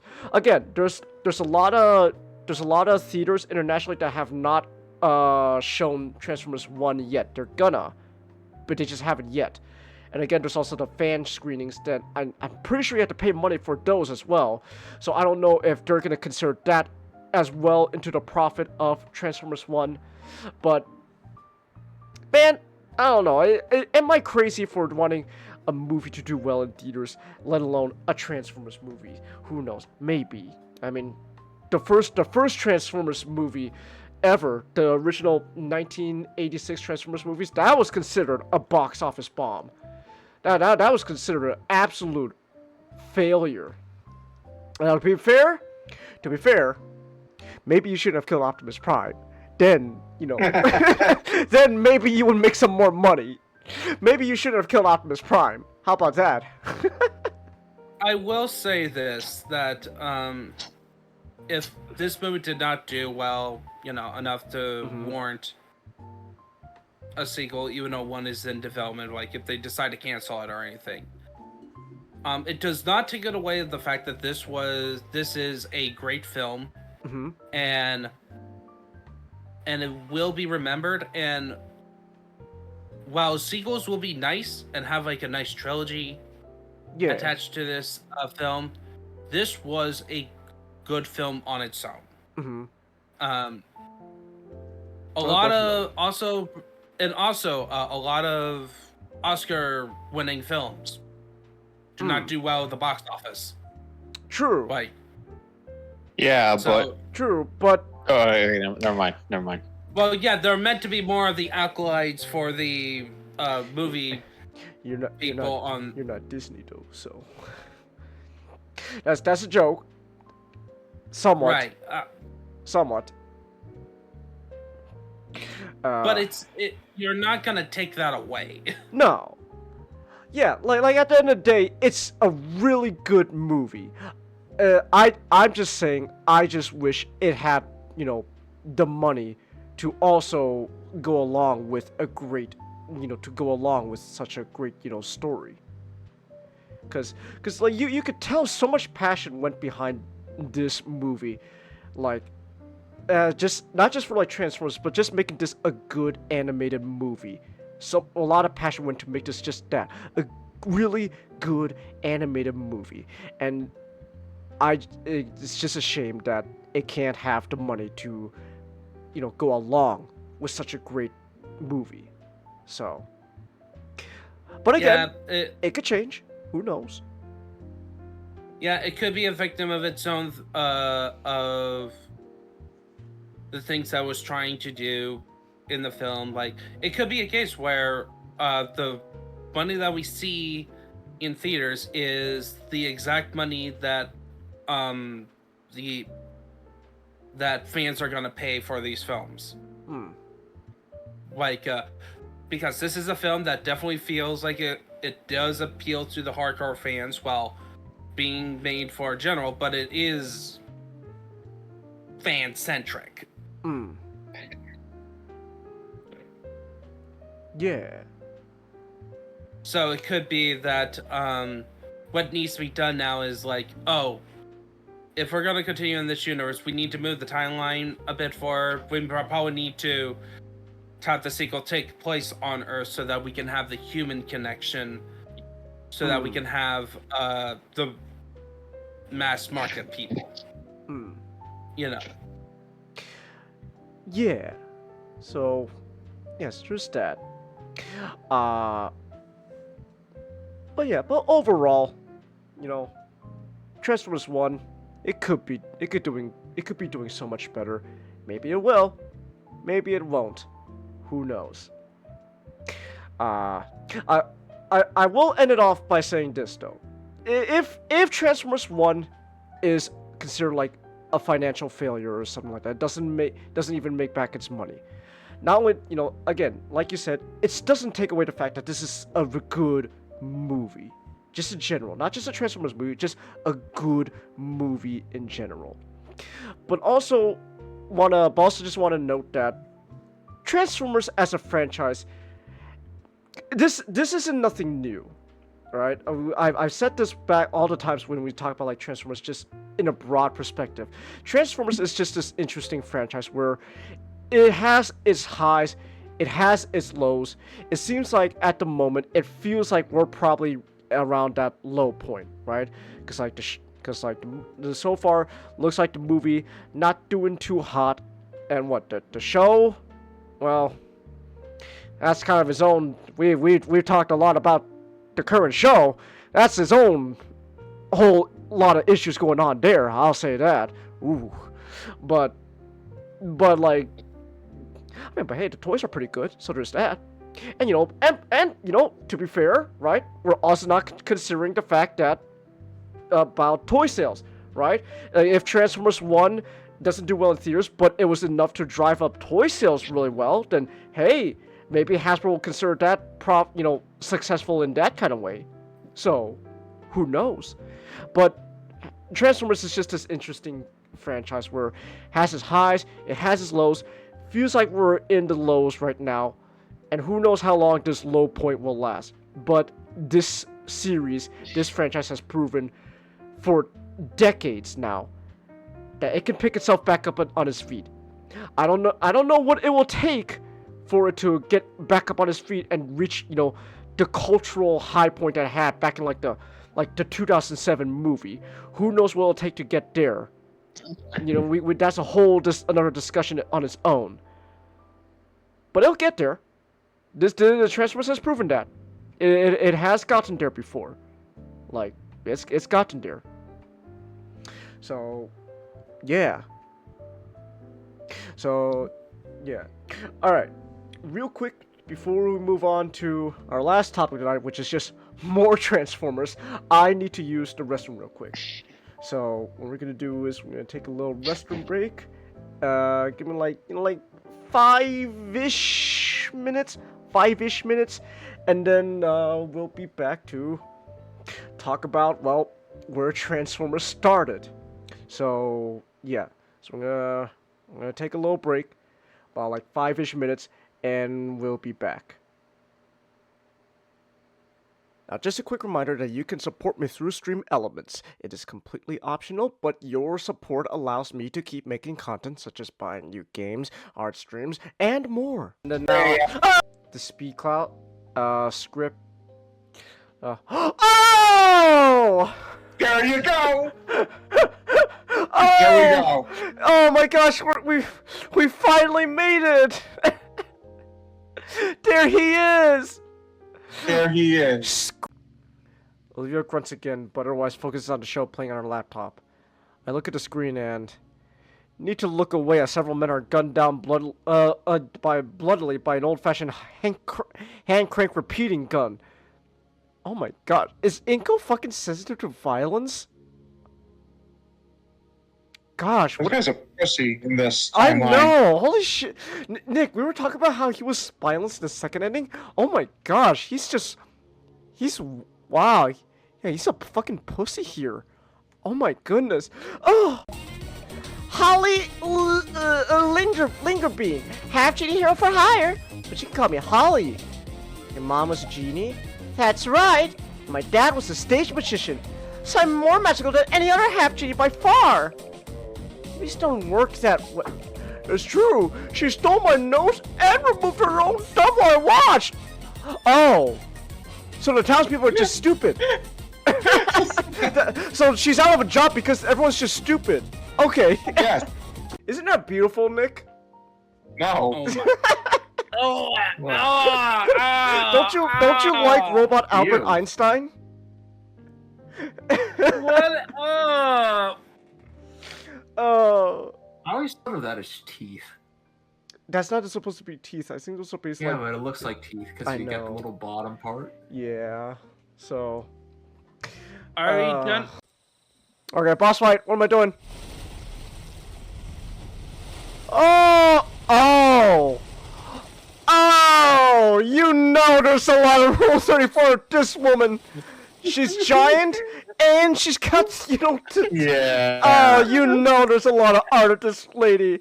Okay. Look, there's gonna be Route 34 with this game series, period, because look at Shantae. Yeah. Her beautiful Arabian harem outfit. Yeah, but then you see the giant, like, fish woman, and you know, oh yeah, no, there's a lot of art of this one. She's gonna... Look, she's icing on the cake. No wonder the mermaids are attacking. He's captured their queen. Oh, it's a mermaid queen. Of course it is. All you want to do is give a hug to a giant woman. A giant woman! Steven, I think we're gonna have to kill this guy. Damn. Fake happy attitude trying to get his attention is annoying. Stop it. I just want to have a good night with Damien. If it matters so much, why don't you get a room already? In fact, get two, so you can suck him off in one and I'm over if you're so fucking thirsty. Wow. Olivia! Oh! Oh, wow! I think this is the first time I've ever seen Damien actually mad, man. Holy shit. Wow. I'm over the edge of the paper! Ha ha ha ha ha ha. Meta joke. Ha ha ha. James, I was this close to as like a fucking to Boyle's phone. I almost grabbed my fucking laptop and like slammed it, but then I realized, oh wait, no, I need that to fucking communicate and do this. That would have been a horrible idea. Seconds That's the later. last tree you cut, blubber butt. What? Alright, give me your egg. You don't deserve it. You don't deserve that egg! Okay, that sounded extra mean. Okay. Your child will never be born. See, that sounds even meaner. I know. He's not gonna I mean- finish anything. Don't worry. His legacy will be. I hope he likes his legacy because it's not gonna be great. Don't worry, the dragons are coming. I promise, okay? Wiener, wiener, wiener, wiener, wiener, wiener, wiener, dear One wiener next to another. Wiener, What about the pizza? Don't worry. Shh. Wow. Wow. Wow. Who wants a bunch of poison sumac blossoms? What? No, I'm really allergic to this stuff. Don't scratch it! You'll make it worse! Yeah, this is really getting gross. Maybe I should block your view? No? Are you sure? Okay. You asked for it.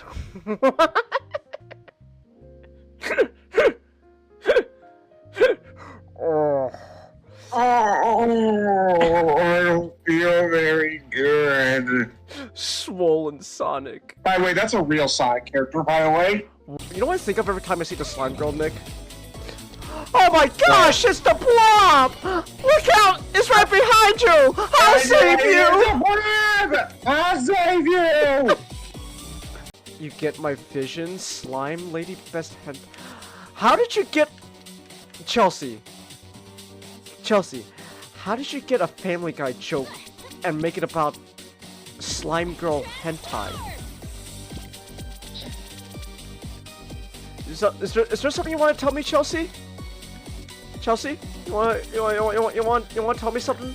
Eat needle burgers, pepperoni needle pizza, chicken needle soup. Oh, for crying out loud. It has nothing to always do with needles. Hey, no. Here you go, some delicious berries from the needleberry.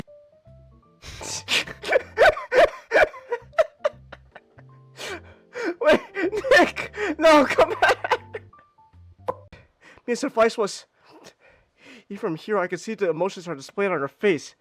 Anger, sorrow, betrayal, and yet...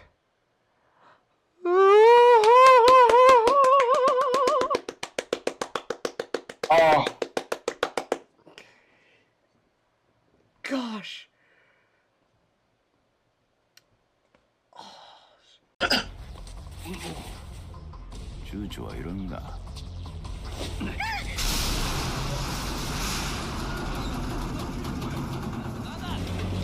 Oh, let's go! Our load truck is forklift certified! Hell yeah!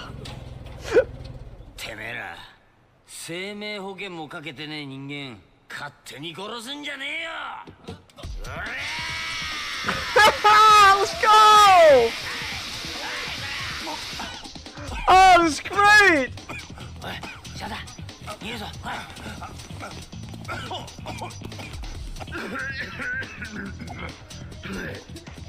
ら待て Come on! Okay, there's only one thing left to do!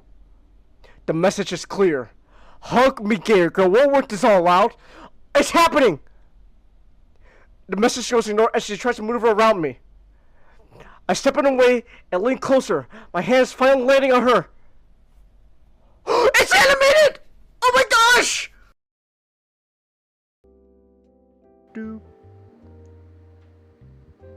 I'm back. Hey. Hey, sorry, sorry about that. That was more than 5 minutes, I know. You had to take care of some stuff as well. He was correct. He was frying chicken in there. No. It was like, it was... For real though, you was loud as fuck. I think that's pretty cool. Yeah, oh, thank you. Thank you. That's a wonderful compliment to you. Basically, long story short, the hospital that I go to for checkups and shit for with my doctor that we go to, they charged us wrongly, so they reimbursed us. So I got $200. Woo! Thank you, hospital. That $200 is gonna go towards.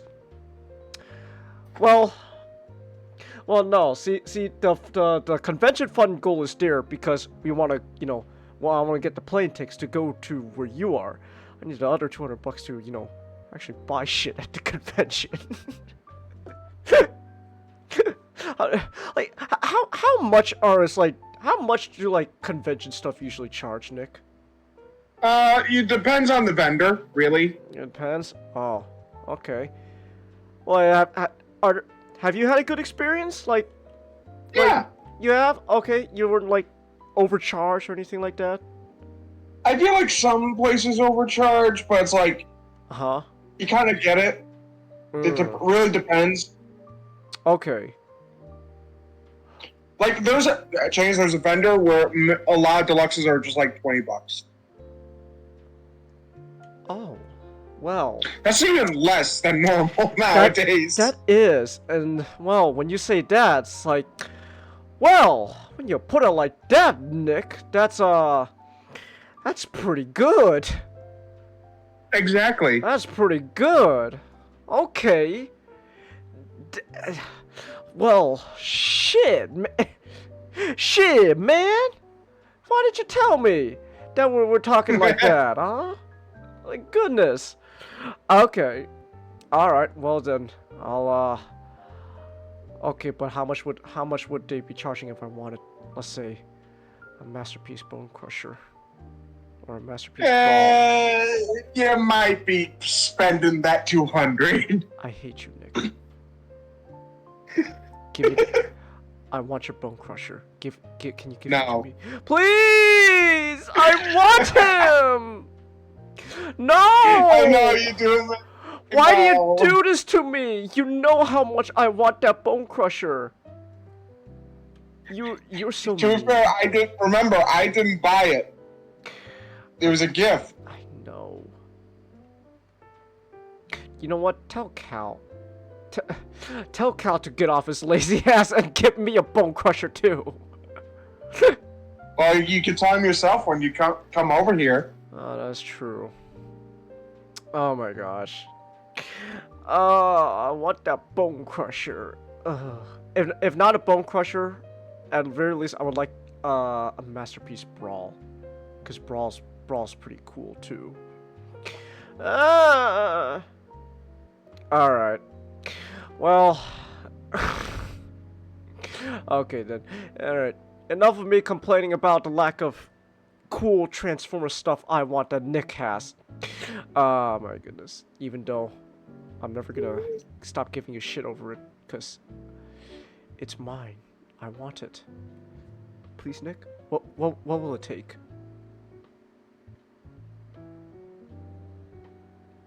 He's not asking. $500, maybe.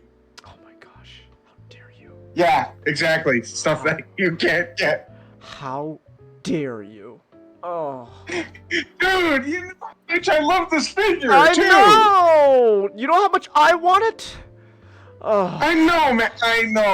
I know. Not gonna lie, man. The day you somehow get a Masterpiece Bone Crusher is gonna be a happy day for me, too, man. Okay. Okay. Well, at least there's that. Alright. You recommend if I'm going to a convention, bring a small suitcase? That way you don't have to carry the bag with your hands, hurt your fingers. Well, I mean, it also just depends on how much I'm gonna be actually, you know, getting over there, you know?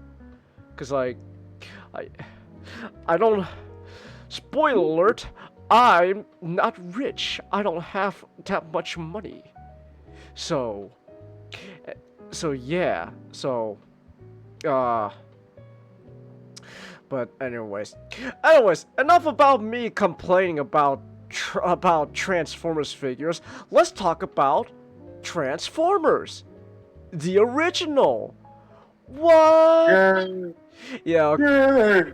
Yay! So I'm gonna be honest. This is just literally a last-minute topic I wanted to talk about, just cause it's like, oh, we only got like we only got like one at the time. Before it was before literally like yesterday, it's like, wow, only Ninjato has a topic. Damn, I need to come up with like something to you know, not just have only one topic.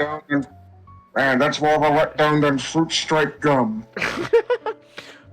Aww.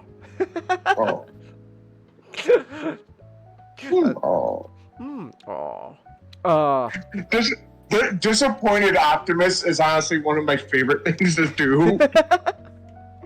I mean, it's fun. It's generally fun to do. Just fruit stripe gum. This is more of a letdown than fruit stripe gum. Aww.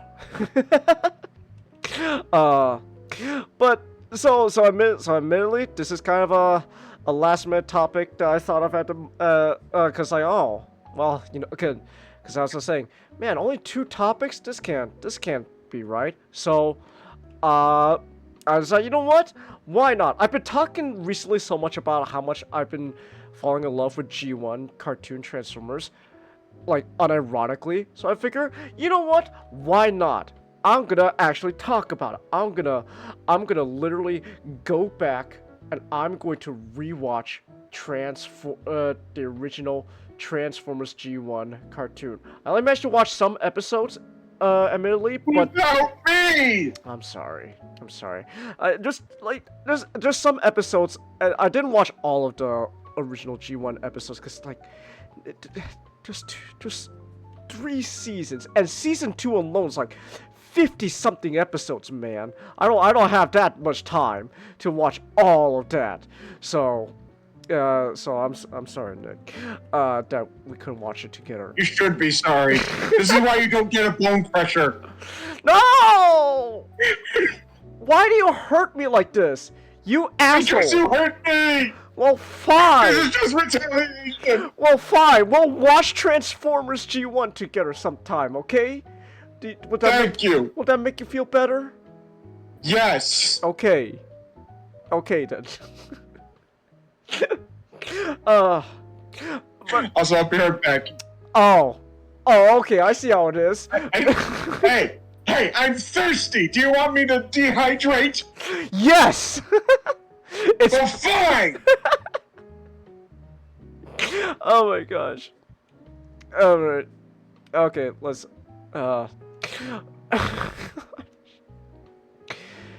You shop till you drop, Chelsea? Well, that's a you thing, Chelsea. I can't shop till I drop. I gotta shop until, well, I can no longer physically do it. So, there is that. But anyways, as I was saying though, like I watched like a couple of the G1 cartoons, and man, let me tell you right now, the original G1 Transformers cartoon. I'm gonna just say this right now.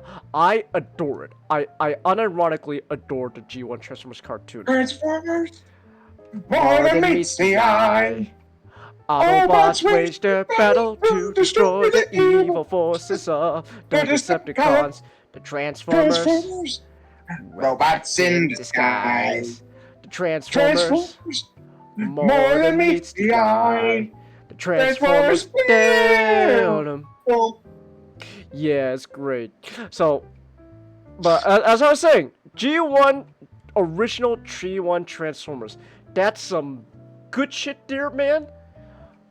But let me tell you, I say this with absolute love. The original G1 Transformers cartoon. Hoo-wee! You want to talk about 80s schlock? That's 80s schlock right there. Wow! but in a good but you know what I mean? Like in a good schlock way. In like a charming schlock way. Like, you know what? 3 words. Hoist goes Hollywood. Oh, that was fun. That's a fun one. That is a fun one. Can we appreciate that the only Autobot having a good time was Hoist, and that was because he wasn't the egomaniac out of all of them? I know! It's great! It's great, I love it. But, oh man. G1 Transformers cartoon, it is 80s schlock, man. Wow! But again, in like a good, like, really fun way. Like, you know what? I can't be mad at this. This is fun. This is fun. This is goofy ass fun. I love it. I love every bit of it. So, like animation errors galore. Woo, boy. Cause let me tell you. Here's the thing, right? So, cartoons back then, all right, the way they were made is wasn't exactly the best way to make a cartoon. You like literally episodes of the 80s Transformers cartoon will be made in like a fucking like day. Like people will literally like some of the writers will literally have a day to come up with an episode idea for the 80s Transformers cartoon. And then immediately after that day, next day, they gotta ship out that story to, you know, like storyboard stuff, and then they gotta ship it out all the way internationally to, you know, their overseas animators in like Korea, where the animation sweatshops in Korea, and then from there, those people in those sweatshops only got a limited amount of time to animate the episode before it comes out that week on Saturday. That sweatshop. Exactly. A lot of good people died in that sweatshop. So you got some 80s schlock, man. But again, it's I fucking love that line from Frank so much. I know. So he doesn't even deny the sweatshop. I didn't go to Vietnam so you bunch of pansies could take away my rights. I didn't go to Vietnam so I get pansies and you take my freedom away. Megatron, you went to Vietnam to start up a sweatshop. And then I didn't die in that sweatshop. I know. So, it's great. What's funny is that he doesn't deny not only that he made a sweatshop nor the deaths, but that he actually valued some of the people there, but they still died. I know. It's Always Sunny's great, man. I love It's Always Sunny. But the man, that 80s cartoon, we're not, believe it or not, as much as like G1 Transformers fans will talk about it, it's not peak cinema, it's not peak media. It's some schlock, man. It is some rough shit, but I love it. Like, unironically love that schlock. Give me more of that shit.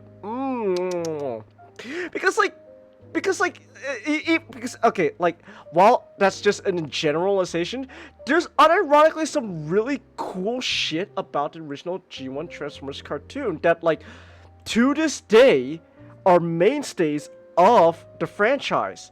Like, can we talk about how two of Optimus and Megatron's weapons, most iconic weapons, only appeared in the first episode? I know. It's beautiful. And ever since then, literally it's just like, alright, every Optimus and Megatron going forward is just gonna have these weapons. Why? Why not? Exactly. Why not? It's there now. Deal with it. At this point, it stops being a reference to the first episode. So, yeah. There's no good... You know, you can argue that it was the movie, like the live-action movie that brought those things back. Well, the movies had Optimus with the swords, but Megatron had the flail. He had the whale and the whip. Yeah, that's true. There's no good female politician. And Ray, that's not true. There are plenty of good female politicians, Megatron. Name one, Genghis Khan. Well, Megatron, how about, Senator Hillary Clinton? Awful. What's wrong with her? Hates freedom. I'm taking this from Megatron. Megatron, leader of the Decepticons, is going to tell me that he doesn't like a politician because they take away my freedom. Megatron. Okay, sure. I firmly believe that if Megatron ran for office, he'd get elected for a third term. That's one of my favorite jokes you've done, Nick, with Megatron. Yes, Megatron, the leader of the Decepticons, the guy who wants to take over the planet shit, says he doesn't like a politician. Okay, sure. Sure, Megatron. Why not? But like, oh my gosh. But like, yeah, the 80s cartoon though, it's not that great. But again, it's a charming, not that great. I love it. Like you got some iconic shit right there. No joke. The original 80s cartoon, this is one of the episodes I rewatched recently. No joke, the original 80s cartoon actually legit has my favorite backstory between Optimus and Megatron, War Dawn. Because okay, Transformers 1 was great. Do not get me wrong, Transformers 1 was great. And I think Transformers 1 is so far the best take we had on the idea of Optimus and Megatron being friends before the war. And, you know, their falling out leads to the Autobots and Decepticons. I'm okay with that. But, hear me out, okay? Now hear me out. I genuinely believe, alright, that Optimus Prime and Megatron's relationship is much stronger when it's the idea that, oh, Orion Pax was literally just some random fuck-ass nobody to Megatron, and Megatron kills him. It's like, going, what the hell? It's not like it's gonna bite me in the ass or anything like that. And then, just out of nowhere, here comes this guy named Optimus Prime. Megatron has no idea that this Optimus Prime guy was the Orion Pax guy he shot. This Optimus Prime guy just comes out of nowhere. It's like, hey Megatron, I'm gonna kick your ass. What the hell? And he does. He kicks Megatron's ass. Oh my gosh! He kicked my ass! This is your fault, Starscream. I don't know how, but it is. What the hell? And it's great. And it's great. Like I genuinely believe like that's such a I personally believe that is a more powerful backstory, because literally, like the idea that this nobody, this absolute random nobody that Megatron killed, just so happened to become his biggest rival, the guy who's gonna be the biggest thorn in his ass from going forward, and there's nothing Megatron can do about it, because he legit had no idea that this guy was gonna be such a pain in the ass. It's like, what the fuck? Where did you come from? I blame you, Starscream. I don't know how, but I blame you. Oh, okay. Like, I don't know. I think that's great. I think that's some peak shit right there, in my opinion. You know, again, the '80s Transformers, it had some good shit, man. It had some good ideas that they had. Not all of them. Also, the fact that Optimus Prime was originally just some random schmo. Exactly. Like, again, that's I just personally think that's so much more powerful, that this random schmo ended up becoming Megatron's worst nightmare. Like, it's like, what the fuck? Where did this guy come from? I blame you, Starscream. Oh, wow, gee, thanks, asshole. You're welcome. Ugh, whatever. Like, yeah, it's like, what the fuck? Where did you come from, buddy? It's like, what the hell? Okay. Yeah, he's here now. He's here to kick ass. But it seemed also just like I also mentioned recently how I just kind of came to like G1 because there's a simplicity to a lot of shit they did back then. Like, cause they were just starting out, right? Like, this is like the beginning of Transformers as we know. We're just starting off, so we gotta establish some stuff. We gotta set some things in stone. Not all of them are gonna be, you know, mainstay ideas. Some of them will, some of them won't. But like a lot of stuff, just to keep it simple for like it, also just for kids. They made things a lot of. I mean, they made some interesting, like, simple choices. Like for example, how, like, oh, why are the Transformers, you know, on Earth? Oh, they're here for Energon. What is Energon? It's their fuel source. Okay, but where are they gonna get the Energon? On Earth. Why is it on Earth? Oh, no, see? No, they just literally come to our planet. They just take all our natural resources and they just use it to make their Energon. Oh. Huh, well that's interesting. Yeah, but the planet's gonna die. Oh, yeah, you guys are gonna be fucked over because of it. Well, I don't really like that. Too bad. Oh, damn. This is a bad message by the Decepticons. This message is sponsored by the Decepticons. Oh. Thanks, Megatron. You're welcome! You're welcome. So like they kept so like some shit like that was really simple, like, oh, we just like nowadays, right? Like as Transformers evolves and continues, there's more ideas added onto it, but then in my opinion, you kind of ended up losing a lot of the simplicity that made the original G1 Transformers so fun. Oh, Energon? That's just they just literally just come to our planet, just suck the shit up, suck it up, and then they just bounce. Oh, but then we're fucked over by the end. But at the end of the day, damn, shit, that's gotta suck. But like things were kind of simple back then, and then so yeah, like you got stuff like that. Also like you also get a stat. You're also learning stuff about like the dynamics of certain characters. For example, how one thing I've said a lot of times. One thing I genuinely miss about the G1 cartoon is honestly the way Optimus Prime is characterized and voiced. I've said this before. I genuinely believe Peter Cullen has changed the way he approaches the voice for Optimus Prime, and not to say that it's a bad thing, right? Like when you hear Peter Cullen, like, yeah, man, that shit. You hear his shit. You hear his voice, like, shit. That's Optimus Prime. Hell yeah.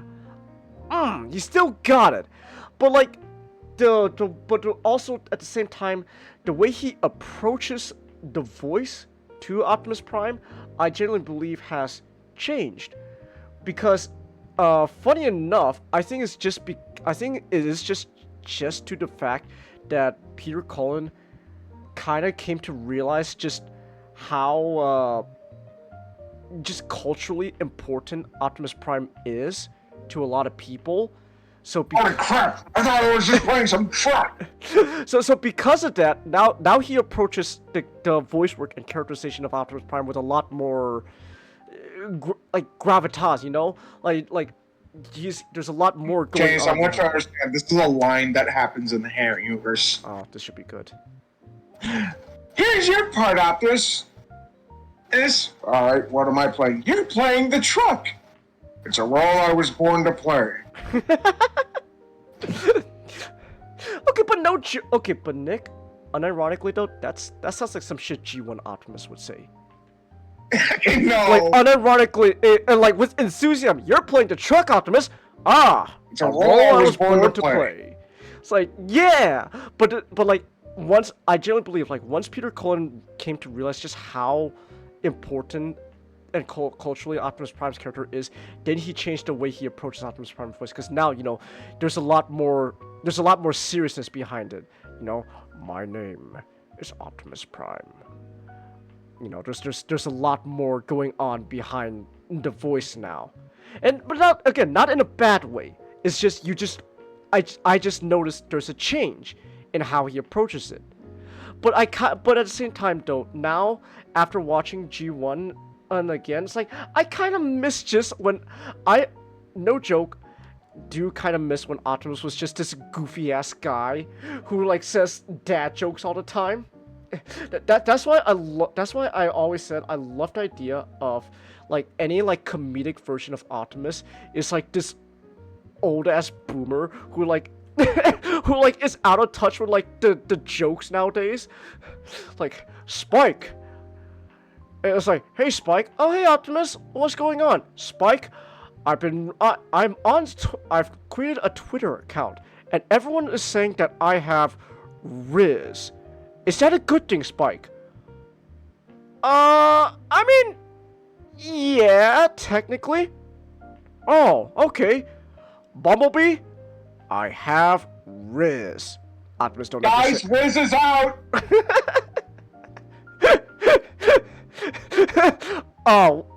Bumblebee just goes, oh wow, great, thanks Optimus. Now I don't want to say it anymore. You made it, it's not fun anymore. Spike, I mean, it's more funny. If Bumblebee's warning everyone, and yep, Riz is officially out. Hey Bumblebee, I have Riz. Guys, Riz is officially out. Aww. Oh. Optus. Oh. Aw. Yeah. So I genuinely kind of miss just Boomer Dad Optimus. Like, Nick, basketball. He played basketball with the boys. Like shit.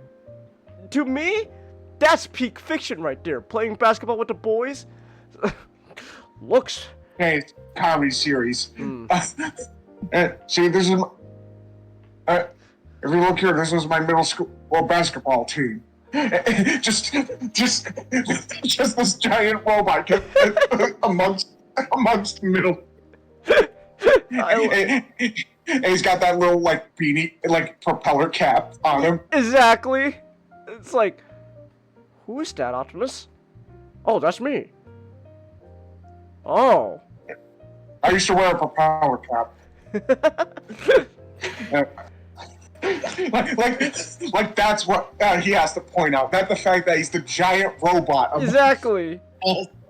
Exactly. It's just, I used to wear a propeller cap. Yeah, that's clearly what we were paying attention to. Oh, I'm glad you noticed. So you know, so like, is it too much to ask for like Boomer Dad Optimus again? Maybe, probably, because again, even Peter Collins changed the way he approaches the Optimus Prime voice. But I like Boomer Dad Optimus. I think Boomer Dad Optimus is fun. So, you know, there's that. But like, it's just a fun. But like G1's just fun in general. The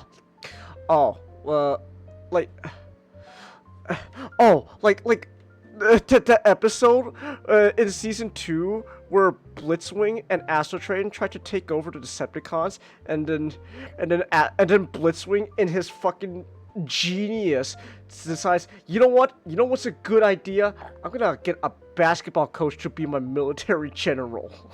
I love it. It's like, it's like, Blitzwing, I don't really think that's a good idea. Nonsense! It's a great idea! Also, that's the same episode where Blitzwing tells the Constructicons to kill themselves. And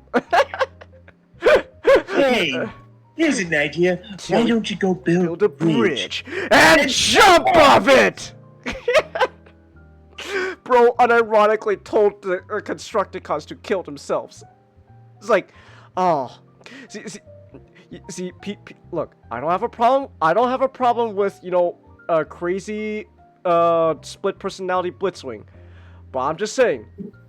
But listen when I say, Blitzwing that's just an asshole telling people to kill themselves is equally as fun.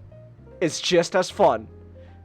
I'm just saying, that shit's just as fun, cause you get some outrageous moments with Blitzwing like that.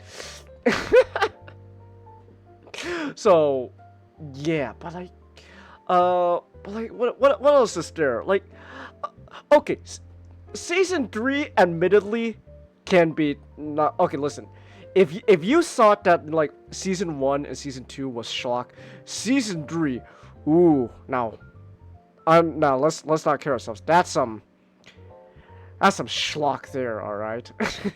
Very schlock. Very schlock. Ooh boy. But at the same time, though, I can't completely hate season 3 because even season 3 had some moments like for example, the episode. Grimlock laughing. Okay, yes, that is great. I love Grimlock laughing. You have no idea how much I love Grimlock laughing, Nick. I can't do it right either. That's great. Me Grimlock not sad. Me Grimlock laugh. Grimlock, yeah.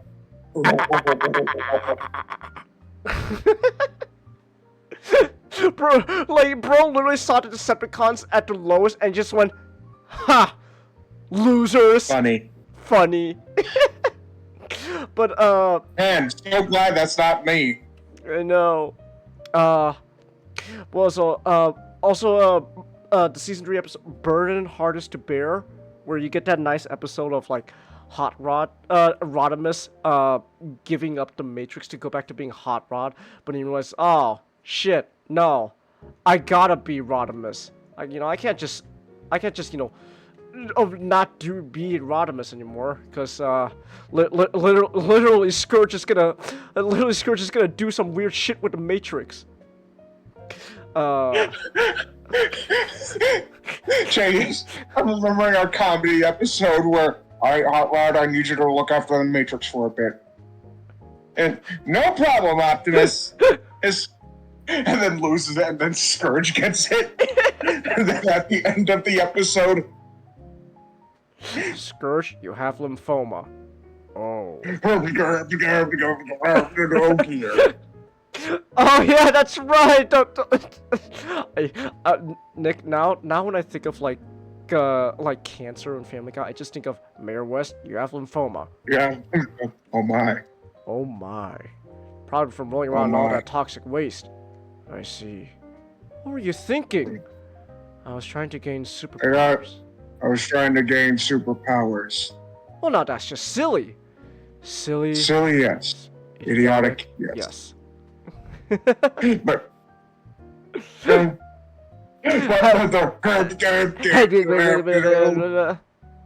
It is actually a miracle that you managed to stay alive this long. I say about 3 weeks. and we just and that's like and we never use and then we never use Scourge again. That's it for him. He just died of cancer. He canonically dies in the comedy series because he took on the Matrix and didn't realize. Oh, I don't feel too well. That shit's funny. But like, oh man, but like, you know what? Like, there's so much good shit that like with G1 that like I just can't write it off completely. Like, there's so much fun ideas there that actually like I genuinely kind of wish they would do again. That's why Nick, I am a heavy advocate for Express that Optimus needs to have more Boomer Dad moments. Yes. I'm a heavy advocate for that. Like, hey Optimus, hey Optimus. Oh, sorry. Well, what's got you so down? Apparently Twitter is saying that I do not have Riz, and Bumblebee told me that's a bad thing. And I've been spending the last 5 hours trying to figure out what the hell that was. Oh. Twitter thinks you don't have Riz, Optimus? What is that? I guess not. Sorry, do you even know what they're even talking about? Don't worry about it, Optimus. Okay. Okay. Sure. I like this version of Optimus just at some point just stops trying to figure out what the hell everyone's talking about. Oh, okay. Okay, fine. Okay, so Bumblebee. So Spike says that I have Gyat, and I do not know what the hell. I do not know what Spike is even talking about. Can you help me out here? Okay. Great. So, what is Gyat? Actually, when you say it out loud like that, Optimus, I kind of don't want to tell you. Okay, fine. Okay. So, like goofy shit like that, man. Like, I love that type of shit. Like, cause that's something G1 Optimus would do. It's like, what does that mean? I don't get it. What is that? Oh, also, Dinobots. They're great. they're great. I love both the goofy ass Dinobots from season 3 and the more like well, okay, to be fair, Transformers fans, don't crucify me, okay? But I hesitate to say that season 1 Dinobots or even season 2 Dinobots were all that serious. Let's be honest, okay? Let's be honest. They had some goofy ass moments themselves, okay? They had some goofy ass moments themselves, but they're but fun goofy ass moments. It's fun goofy moments. So, yeah. But like, let's be honest, Transformers people. Like, the G1 Dinobots, they weren't exactly very serious either. They could have some goofy moments even like season 1 and 2. So, so there's that. Hey, remember when you remember when what do you remember in G1, Nick, where after they created Dinobots, they just considered them failures. So they're like, so Optimus straight up just said, "Okay, you know what? Put them in a cave." What? Just keep them in a cave. I don't really want to deal with this shit. And then I was like, yeah, that sounds like a reasonable idea. Like they literally just the Autobots literally just said, yeah, we don't really want to deal with the Dinobots. They're a bunch of assholes. So yeah, just lock them in a cave. just lock them in a cave. Well, like they literally treated the Dinobots like they were like some last resort shit. Like, okay, we're getting our asses kicked here. You know what? Let's send out the Dinobots. And literally, like, when the Dinobots come out of the caves, like, all right, now Dinobots, are you going to behave? Are you going to behave? Okay, fine. We behave. Good. I don't want to deal with your shit, okay?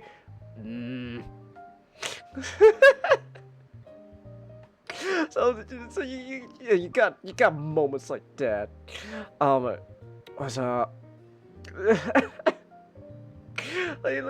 Imagine they just literally go, yeah, we don't want to deal with you. Get in the cave. Okay. Get in the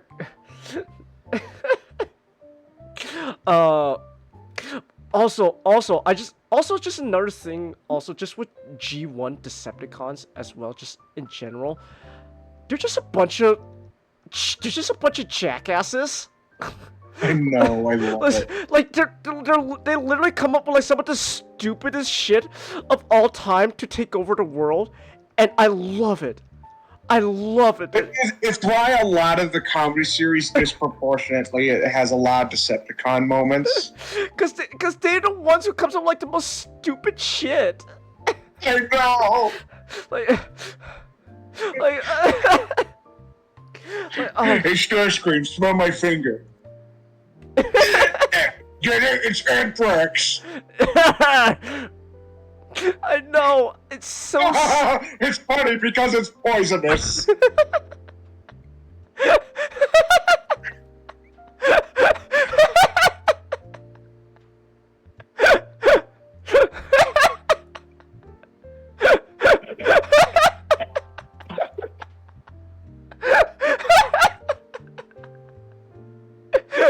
You see why I love G1? You can.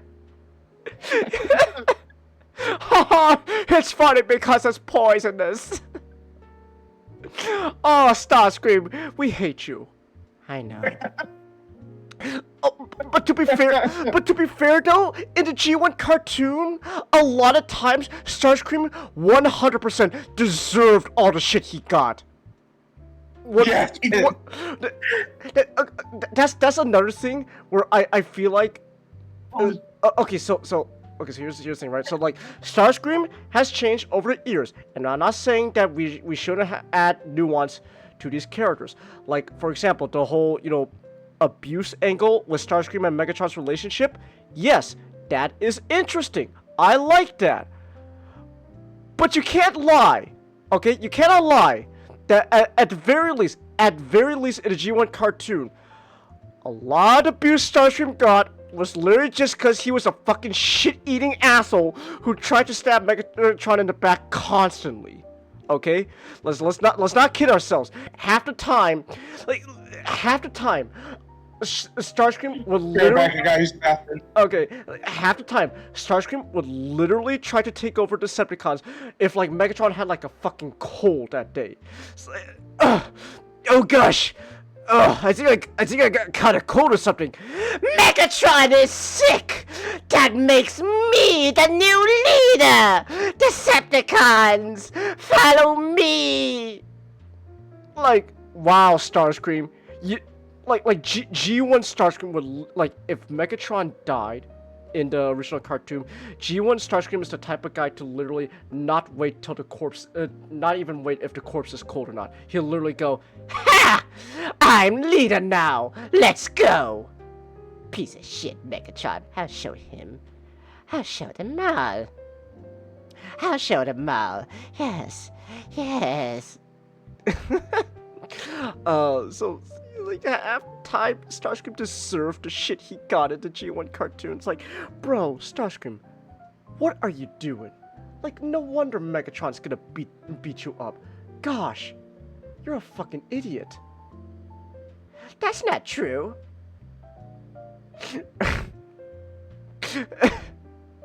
So, oh my gosh. Yeah, I love the G1 Transformers 80s cartoon. There's stuff. Now, obviously, you know, there's stuff there that I think we can agree. You know, we could do without, probably. But again, there's stuff there that I kind of wish would make a comeback. Like, oh, what was I gonna say? Oh, another fun another fun moment is when Powerglide literally fell in love with a human woman. That shit was funny. That was funny as shit. That was funny shit right there. Like, bro, Powerglide, what you doing, bro? It's like, you know, that human lady, I kind of dig her. Not gonna lie. Optimus, do not hit me, but I ain't gonna lie. I'd hit that. Powerglide, I did not need to know that. Well, now you do. I'd hit that. Okay. Okay. Thanks, Powerglide. You're welcome. Oh my goodness. What?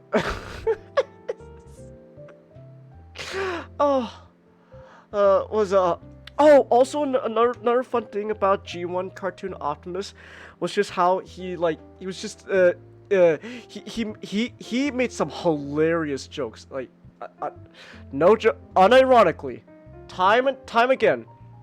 Once in a while, I just find myself repeating, amazing, a booby trap that actually catches boobies.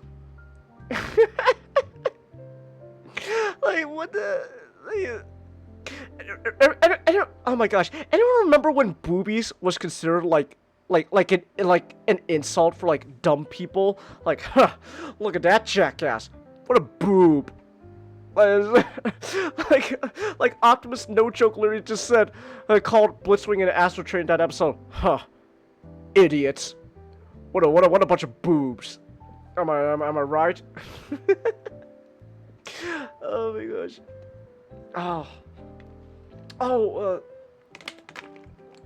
There was also, but there was also some really jelly. But like, that's not to say that like G1 didn't. Again, like, I'm saying a lot of funny, goofy shit. But like, G1 had some good episodes too. Like War Dawn was an example. Another really fun episode that I actually really like was also the episode where Optimus, where Megatron cloned literally made a clone of. Oh, you're back. Like, remember that episode when Megatron literally made an evil clone of Optimus, and the Autobots figured out he was the clone when he didn't give a shit about Spike? Yes. Like that was okay. in general, that's another goofy ass episode. But the idea that the real Optimus would give a shit about someone as small as Spike, it's like, that's some good shit right there. That's the Optimus I know. Yeah. Angus. I actually thought of like I don't know how to episode. Or Express.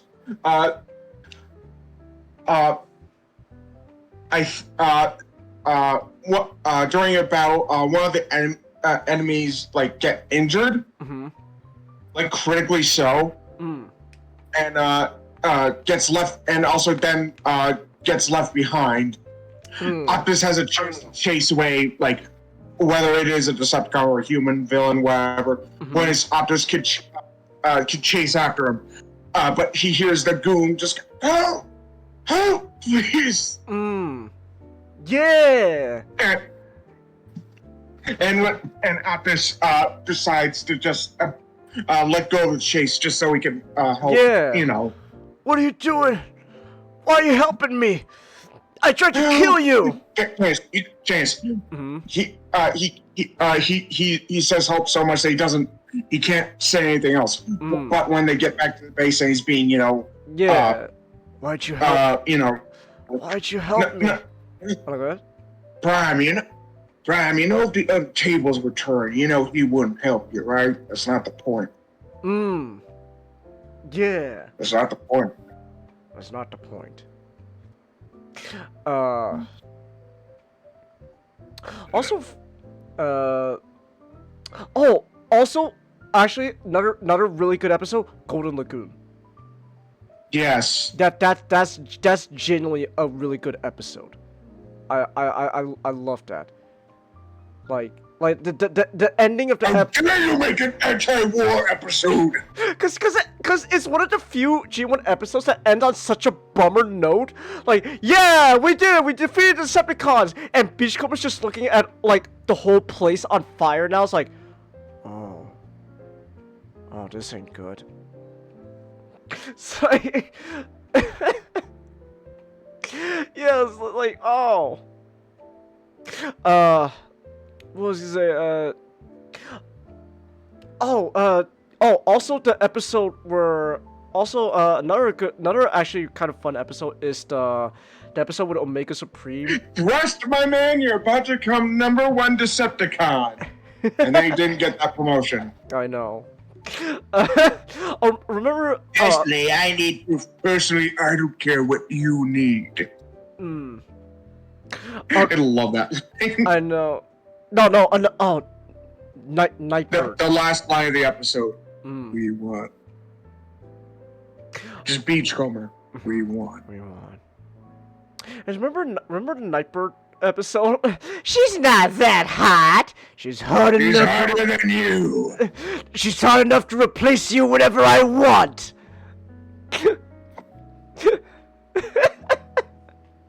Shangus, the caption for this episode, Golden Lagoon, for Golden Lagoon, for the screenshot. Please work with me, Discord. Don't be like this right now. Okay, for the screenshot for this one. Gee, Beachcomber, I didn't know you spoke bird. Nah, that's Italian.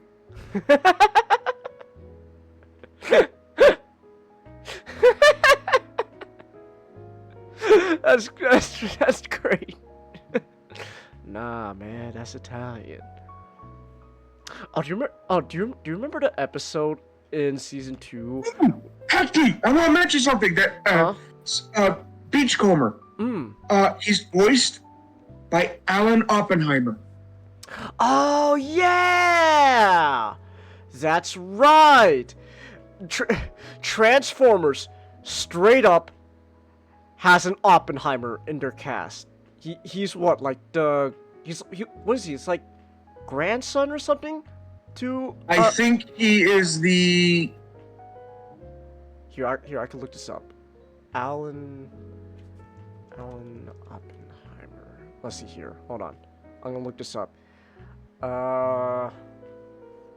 What is his relationship? Obviously, with, the Oppenheimer most people know.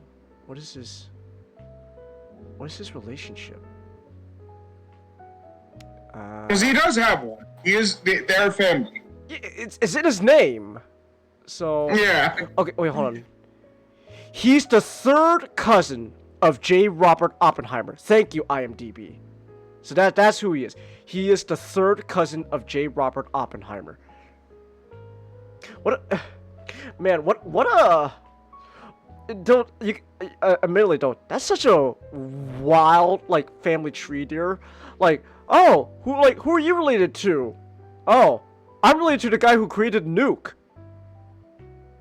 Oh. Okay. Well. But it's fitting that the guy voiced by Oppenheimer does simply he's the pacifist. He's the guy who doesn't want war. It's like, yeah. Yeah. So, he also voiced G1 Breakdown. And he was Sea Spray. He was Warpath! Boom! Okay, now see? That's actually fucking hilarious. He voiced the pacifist character, and at the same time, he voiced the guy that's all about blowing shit up. That's actually funny. He kind of had to play both. Yeah. Watch out, Decepticons! I'm about to go kaboom like Oppenheimer! Warpath, do you realize what you just said there? I'm aware. I'm aware. Okay, just making sure. Okay, just making sure. Oh, remember that G1 episode, Nick, where they go to that alien planet and they're like the size of that kid's toys? Yes. Dude, that episode was like I think that's like the episode that's like has the most egregious animation errors ever. Like, ooh, that's some Shangus. No, I can tell you this now. There's a season 3 episode. Oh, which one? It's the one with all the fucking like the aliens spoken like song. Oh yes, yes. That the opening alone. I know that shit. Scale? What is scale? There are 2 Devastators, and one of them is the size of a mini bot. I know. It's great. But like, here's the thing, right? Like, even the schlock episodes can have some very fun like ideas behind. Like, okay, on paper alone, the idea of like the Transformers is going to a planet that entirely speaks in song. That's so interesting and unique on paper, right? Like even the schlock episode, you can't help but like go, if there was, if you actually had time to, cook in the oven, and these episodes didn't have to be like written in literally one day before shipped out, then we could have some pretty interesting things going on here. Like when that's the thing, like when G1 episodes were good, they can, like, some of them can be pretty good. Like the Golden Lagoon, War Dawn. The one with First Aid and Metroplex. Yes. We're literally First Aid like refuses to fight, but he refuses to participate in war, but he's the only one that can fix Metroplex. And it's like that was also good. Also, I think that was also the same episode where Galvatron was going around saying that he had like this ultimate weapon, but Rodimus figured out, nah, you're bluffing. If you really had the ultimate weapon, you would have used it by now. Damn. You don't know that. Wrong voice. Damn, he figured me out. I know, but I just love Megatron. I know. You don't know that. Okay. Also, one thing, Frank Welker as Galvatron, so different from how Leonard Nimoy's Galvatron is. About Galvatron going to therapy. that's Okay, but that also ended up becoming a plot point for one of our episodes in Express. Where the Autobots have to go to the therapy planet because the previous episode, I remember the whole point was fishes from the bear. That was the whole point of the previous episode. It was just gonna be fishes from the bear, where everyone just gets on each other's nerves and it just escalates. And then it's like, and then afterwards, the whole episode's like, Chingus, I like the idea that Orvis was telling Ironhide to put the fork down. Oh. Or do it! Use it! Come on, Ironhide! You want to shoot me, right? Shoot me! Shoot me! Okay, who's driving the car in the wall? I love the idea that Shadow Striker. just some random like spaceship just crashes into the wall. Okay, we need to go to therapy.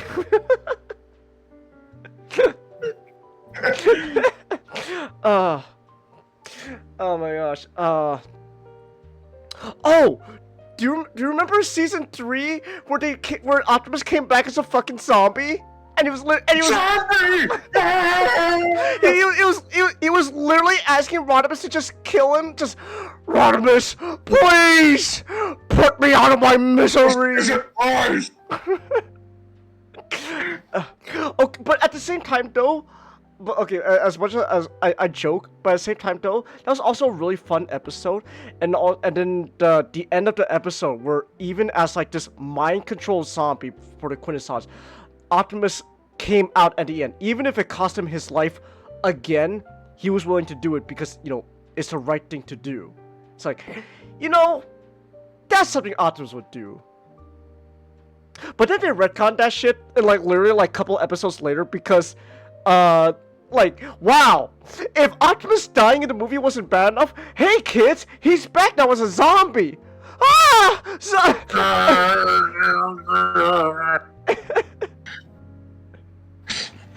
Frank. It's a comedy Halloween episode, whether it's canon or not, Frank and Prime.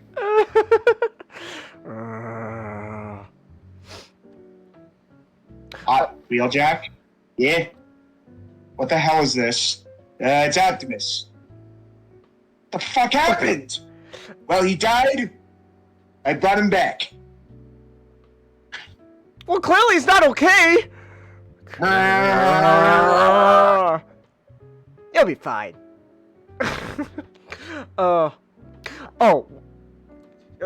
Okay. Here's so funny enough, actually. I generally feel like the way I think of Wheeljack is not even from like G1. It's actually from those fucking End Dr. Smooth videos where he's just where he's just kind of a back-talking asshole. But so, at least that's how I like to imagine. That's literally Wheeljack's voice in my head.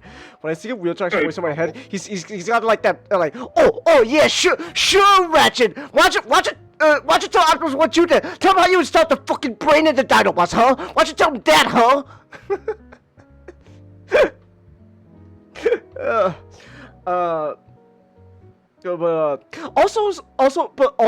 Also G1 Transformers, because it's like the first thing ever, it was also very fascinating to see how they did concepts that would later on be changed or fleshed out more. For example, Vector Sigma was a thing.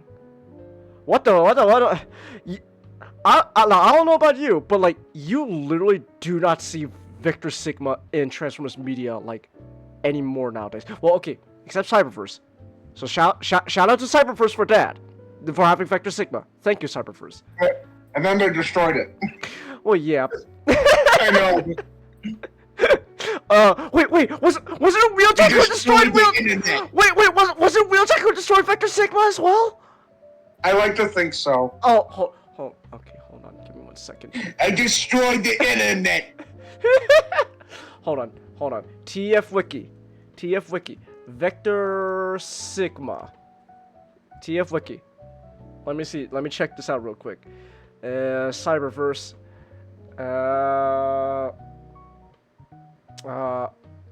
Yeah, okay, Wheeljack snuck in and sprayed the supercomputer with unspace goo.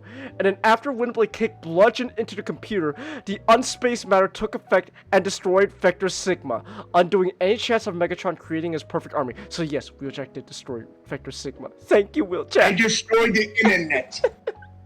I destroyed it. But like, Vector Sigma wasn't the internet in G1. Vector Sigma was literally what like the Allspark and Primus was. It took like Japanese like extended material to flesh out how Vector Sigma is treated nowadays. Where Okay, so we got the Allspark, the Matrix of Leadership, and Vector Sigma. They all do the same thing, except not. Except not. So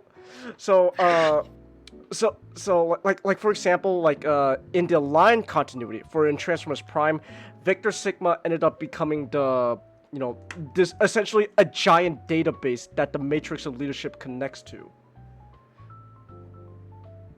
Okay, but at the same time though, but now that I bring it up though, now I'm kind of getting a little disappointed because the more I think about it, I don't think Optimus losing all his memories because he doesn't have the Matrix anymore really makes sense. Yeah. You know, we should probably rewatch Transformers Prime because there's some because you know like at the time it was a great show, but looking back at it now, there's some stuff in there that I go, you know, I don't really. It's not bad, but like, I don't really. But like, it's not as good as everyone's saying. Yeah. So, but so that was Vector Sigma, right? But in G1 cartoon, Vector Sigma was literally just what so Vector Sigma was like the supercomputer that gave life and personality to all the Transformers. So the Allspark, or Primus, or the Matrix. I don't know. In the Marvel comics, the Matrix leadership did the exact same shit. Okay. I kind of also want to read the G1 Marvel comics with you, Nick, sometime, because oh boy, remember when Optimus literally asked to be killed because he killed an NPC in a video game, and it's like, oh my gosh, no! What have I done? What have I done? I don't deserve to live. I don't deserve to live. Optimus, it's not that big of a deal. I've. Nick, I don't know if I said this. I want this to express. The episode literally opens up like it's this entire scene where like it's like straight out like the Michael Bay movies where Optimus is like doing all this shit, but then literally like you hear like a crack. You don't see it. Optimus just looks down, and Optimus looks down, and it's just like an NPC like flattened like a pancake. It's like no, and it's just a big game over. I don't deserve to live. I don't like this game. It's just, it's like, what a fight. It's like, he's literally acting all distraught that he killed an NPC. He's like, what have I done, Bumblebee? I don't like this game. It's like, Optimus, it's just a video game. I don't like this game, Bumblebee. Do you want to change it? Yes, please. Okay.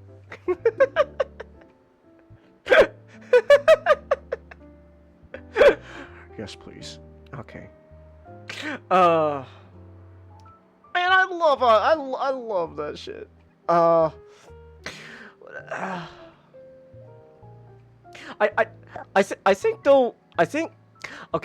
think just generally because of Transformers 1, War Dawn has kind of risen up to be my favorite G1 episode.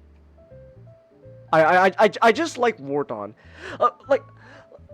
Okay, real talk here. Like, even some of the good episodes of G1, like, objectively as episodes, like, there's gonna be objectively better television, right? But like, even then, like with the restraints they did, they're pretty good for what they are, and I kind of like it because of that.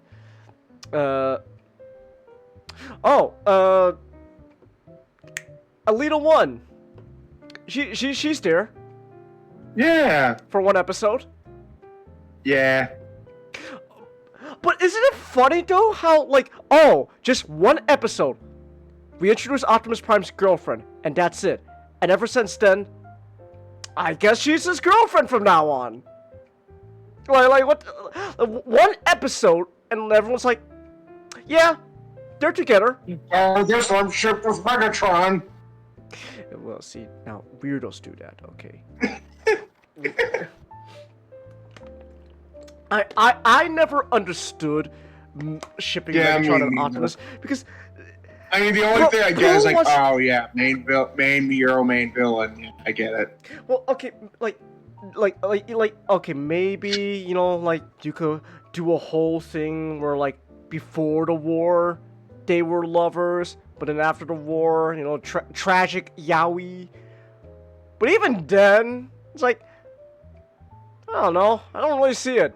Okay, well, I don't see it. So, no. The crack, no. You know what's a crack ship? Shockwave and Blur. That's a crack ship. Yes. That's a crack ship. I don't know where that came from, but people love that shit. It's like, where did this come from? He tried to kill that fucker. Shockwave tried to kill Blur.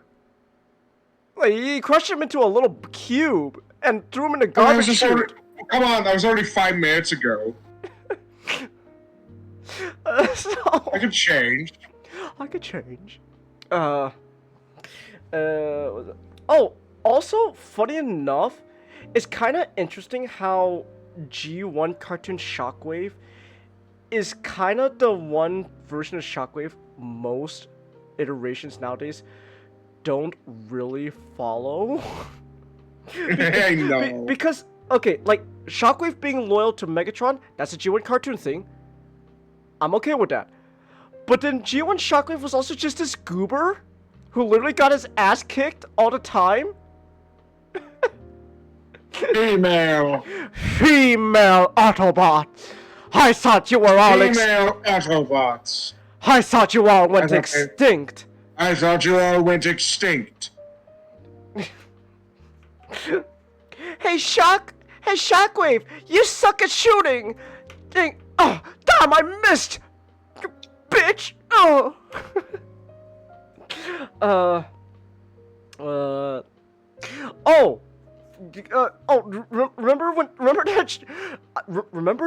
Remember how season 2 of G1 ended, where the whole episode is Swindle fucking sold his Combaticons body parts for money, and Megatron literally went, bro, what the fuck? Go get your buddies.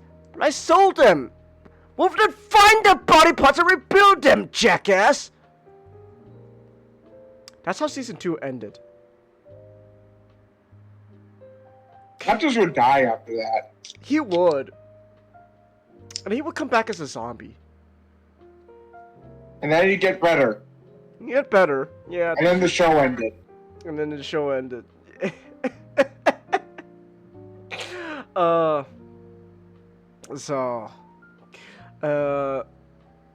Alpha Trion's here. He's neat. He created Optimus and Alita.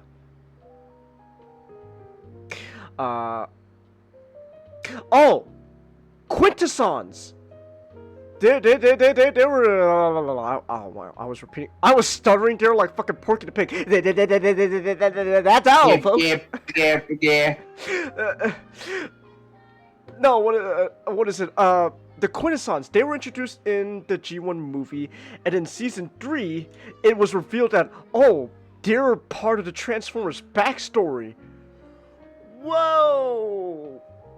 I'm not gonna lie. I actually genuinely think you could do something interesting with the idea of the Quintessons creating the Transformers as an origin story. I think that's something interesting you could do there. Is like, would it be my go-to story? Probably not. Probably not my go-to origin for Transformers. But it's interesting. You could do some interesting shit with that. You know, with the Quintessons creating the Transformers. But also fun thing though was like how in G1 though they kind of made it established that the bad guys, the Decepticons, were just naturally evil. Yeah. They were just cause so the Autobots so in like season 3 they established the Autobots descended from basically a line of robots that the Quintessence made that were consumer class. So all your blue collar workers and also white collar workers and stuff. All that shit. They literally had a robot that like was like on a dancing on a pole. So there was that. So there was that. But meanwhile, the Decepticons were all descended from the military line of robots. So just the Decepticons just naturally just want to fuck shit up because that's just in their nature to wage war and do violence. It's like, wow. So you're telling me like the Decepticons are just literally like a different race of robots. That's why they're evil. Okay. It's literally what Bumblebee said in that short. Oh, simple. Hey, Bumblebee, why are you guys fighting anyway? Oh, simple, Spike. It's a race war.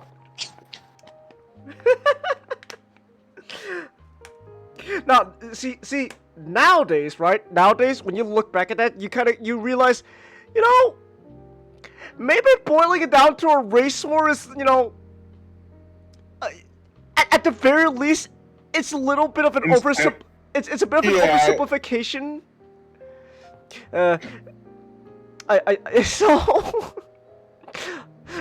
So it's like, and yet it all started because they wanted a war. Exactly. But can What else am I gonna do with my free time? Read? But can we also talk about how like the G1 Decepticons literally like half the time had no plan whatsoever what they were gonna do if they won the war? It's literally like the fucking Star Wars short we were watching we quote all times like Megatron's always saying I'm gonna conquer Cybertron and Earth and rule the universe. Then what? When you say you're gonna conquer the universe, then what? Guess I'll retire some shit. Actually, no joke. G1 Cartoon Megatron would literally have the Palpatine plan. He would have the Palpatine plan, Nick. Do not say I'm wrong. He would. Yes, he would. So in 30 years from now... I defeated all the Autobots! Now that our war is over, we can finally... Damn it. Shit. I knew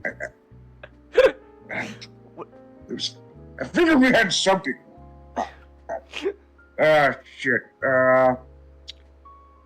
I mean, I didn't want to just do this because I wanted to simply destroy them. There had to be something, right? Let's see. Wait. Am I the bad guy? Wait, were the Autobots the evil? Am I the good guy? Let's see. Giant Cannon, leader of fascist organization. Nope. Definitely the bad guy. Definitely the bad guy. Did I really just want to, just destroy all my enemies and be done with it? That doesn't really seem fulfilling. I mean, I could, I've had something in mind for when this was all done, right? Oh my gosh. Oh. Wow. I don't know what was this. We do have a Transformers story centered around zombies. A Transformers story centered around zombies? Isn't there one? Yeah, there's a Transformers Prime episode. Oh, right! The Terracons! That's right! We got the Terracons. Remember that's the episode where Starscream hits on Knockout? Yes. Same show where Starscream was homophobic towards Knockout. I know. It's this coming out moment. Nick, I love the idea that Starscream being homophobic is just him projecting because he's in the closet. Yes. He's the Larry Craig of Decepticons.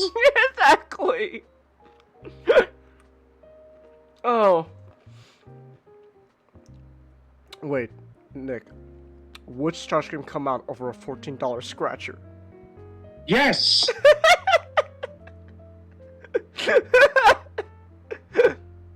And not because he'd actually be gay or anything, but because it means he'll get money if he does. Oh my gosh.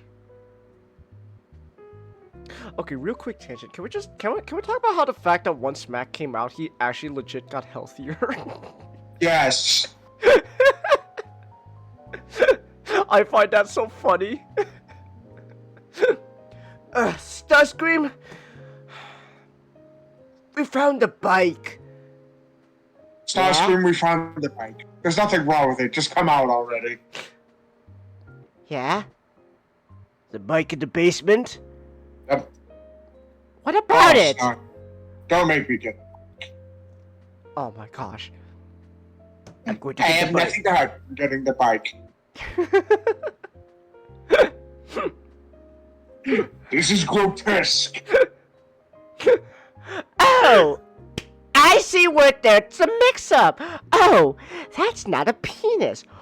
Oh! Oh. It's a a fist. fist. Oh! Oh. This is grotesque. Can I have one of those? I love how after the whole demonstration, she asked for a cigarette. Can I have one of those? Watch out, cigarette! Everyone looks at Starscream. Chase, knockout breakdown. Look at Starscream. Exactly. They would. They would look at Starscream. The Autobots are passing by, and they all look at Starscream. Exactly. Mm. Oh my gosh.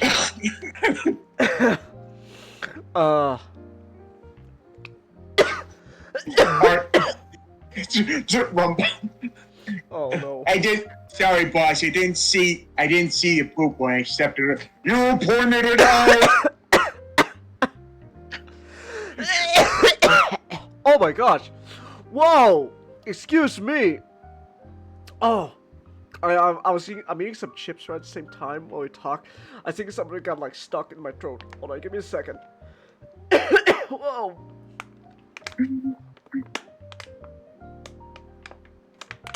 Oh wow. All right, there we go. You Chelsea, clip me dying on stream. Clip this moment. Clip me dying on stream. Really? That macaroni is Catholic. That's Really? interesting. I didn't know that. Let me look. Really? Let me look it up. Honestly, you could have told me he was atheist, and I believe it. But like, hey, I mean, if you want to make fun of your own religion, be my guest. Look, some things do need to be knocked down a peg. Let's see, personal life. Wait, maybe it's under early life. Oh, he was raised Catholic. Oh. I don't see anything that says he's still Catholic. But he was raised Catholic, so there is that. So it's kind of funny that he's playing a gay guy. I know.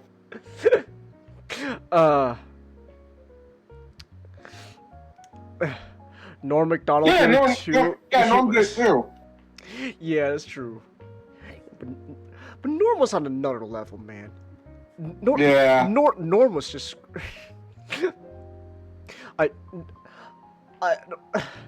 Nowadays, when I think of Norm, one of the first things I think of will always be him pretending not to know anything about Hitler and finding out about him. It's like, this Hitler guy, he says he was very, nationalistic. I mean, hey, there's nothing wrong with being proud of your nation.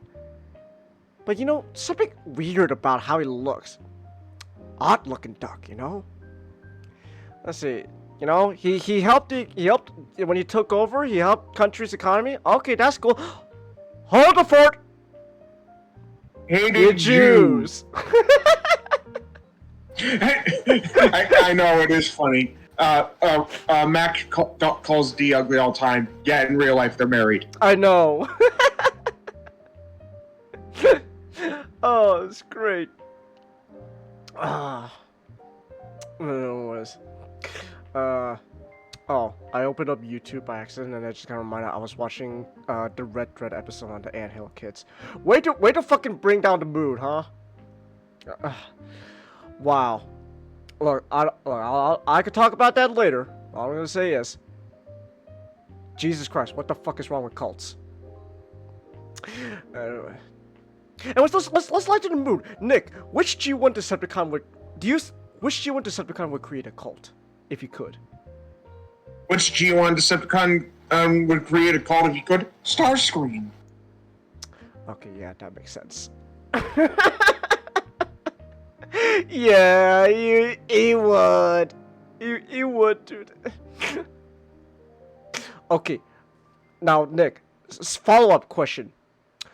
How long would that cult last? Not long.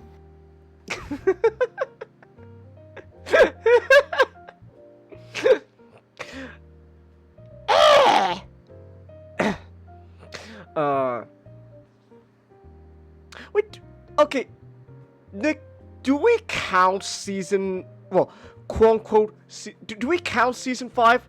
Like, it's technically a season 5, but like, do we count that?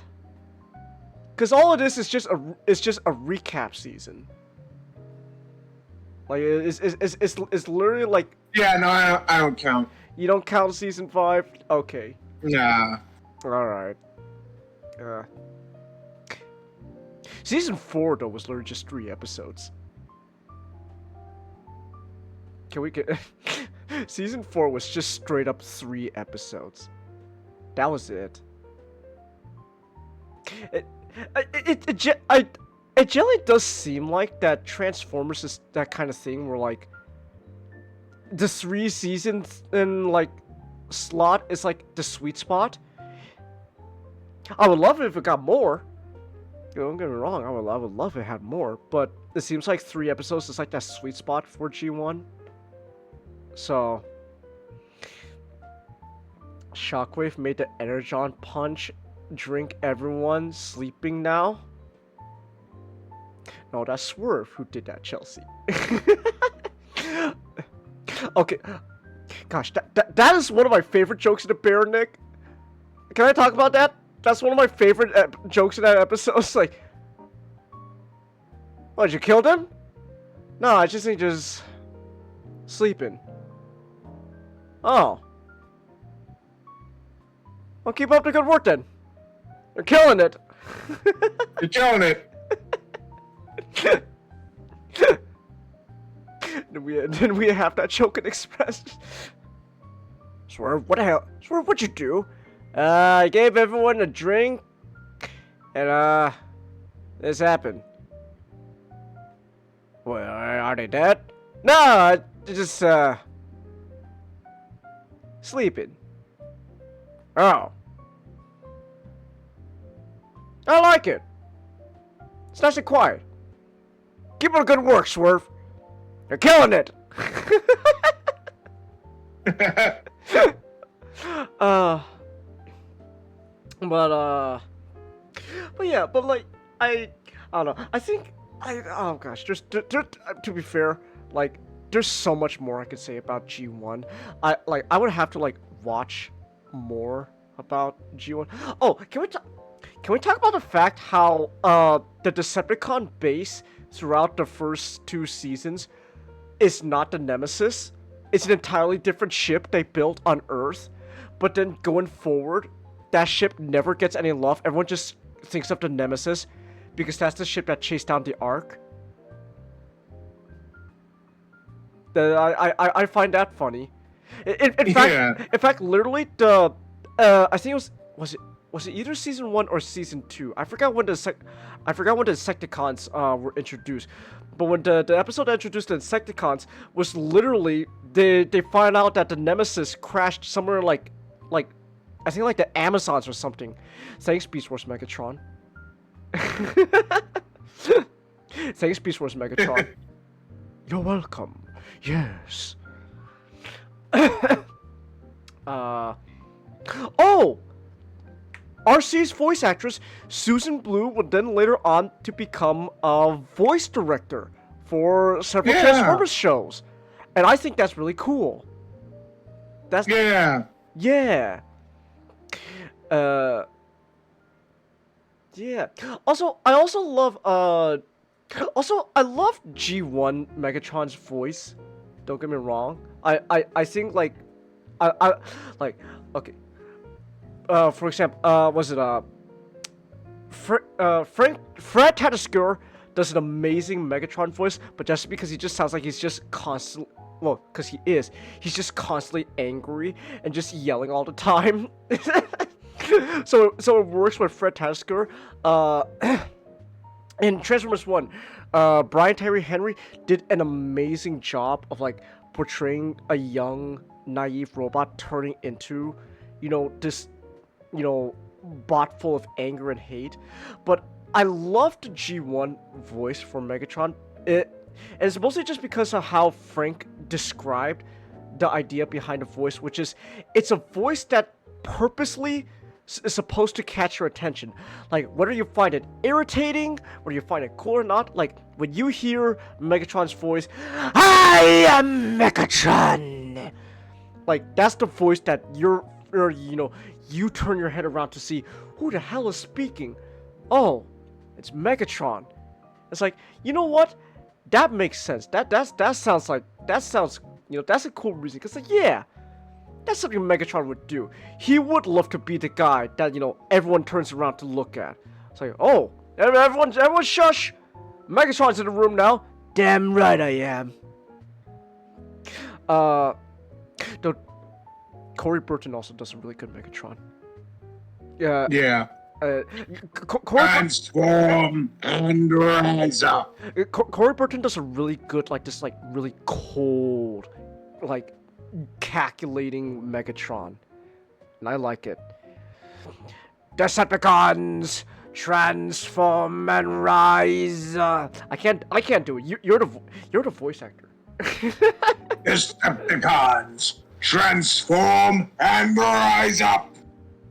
To be fair though, Frank's performance as Megatron in Prime was also cool, cause it's just a G1 voice, but kind of like a deeper register, but at the same time, just also he says some bomb ass lines that he's such a charismatic asshole in Prime. I love it. Megatron, aren't you going to stop him? I'm thinking. I know. I'm thinking. But yeah, I could continue talking about so much about G1 stuff. For example, power goes to the one who knows how.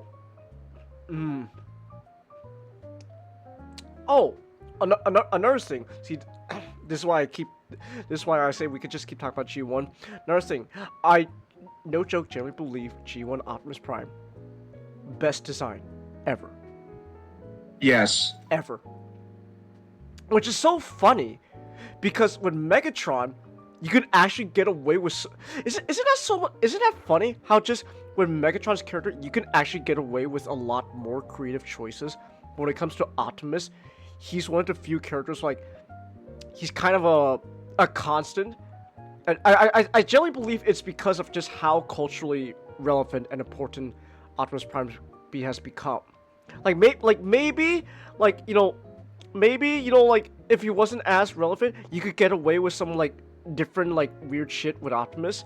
But then nowadays, because he's become so relevant in culture, that I feel like you can't get away with much, because that's because that's not the Optimus Prime that most people are gonna recognize. But with Megatron, it's evil. It's funny when you think about it like that. It's evil.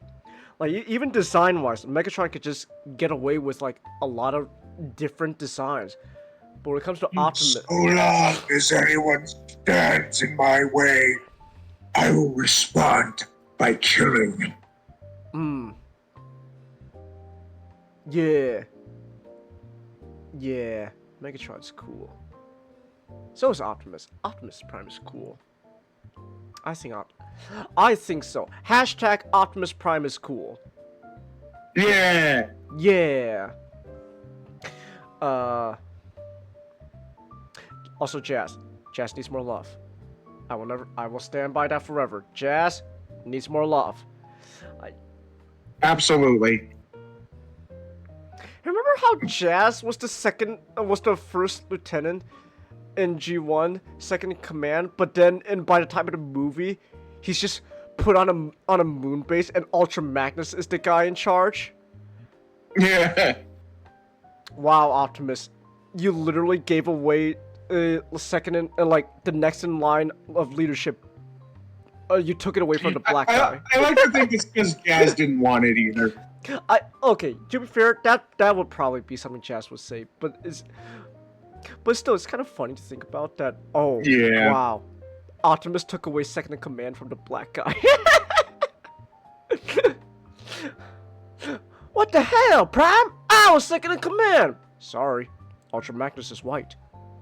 What are you talking about? He's Robert Stack, Jazz. Oh, when you put it that way, yeah, Robert Stack. Okay, that makes sense. Also, I just found this out. Apparently, Rob and Kate, they had their first son when Kate went to labor at a Philadelphia Phillies game. That's amazing. That's great. Wow. Nick. Okay, Nick. Always Sunny cast as Transformers. So it's mostly this. Oh yeah, like who would they? Who would they voice? Okay, so do they have to play like the old It's Always Sunny character? No, they could do whatever range they want. All right. Let me think. Okay, Caitlin Olsen, Firestar. I feel like with Firestar, she could either Kate could either play her like D, or try and do something different than D. But she has enough range to either or.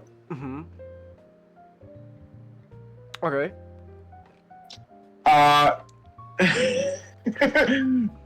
So Glenn Howerton, Dennis. Glenn. I kind of want to say Trax or Sunstreaker. Oh, Sunstreaker, yeah. He has to play a great Sunstreaker if he just plays Dennis. But do something else.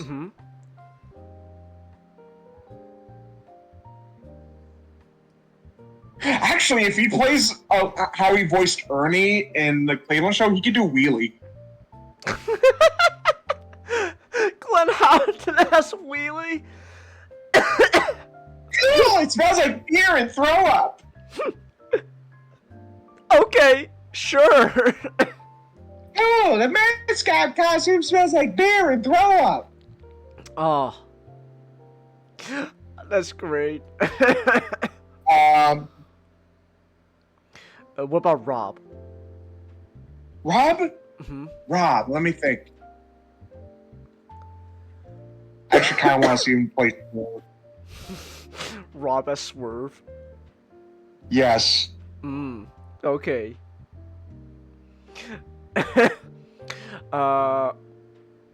Charlie Day? Let me think. Charlie Day. Oh man, that's tough.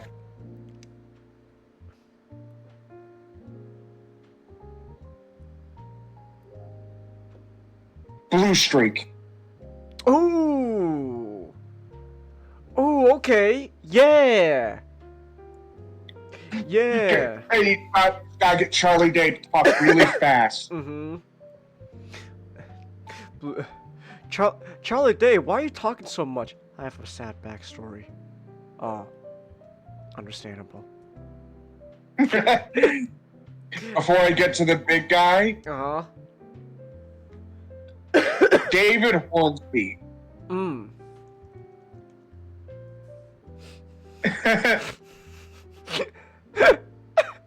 David Hornsby, so Cricket. Yeah, Cricket. What would he be? Let me think. David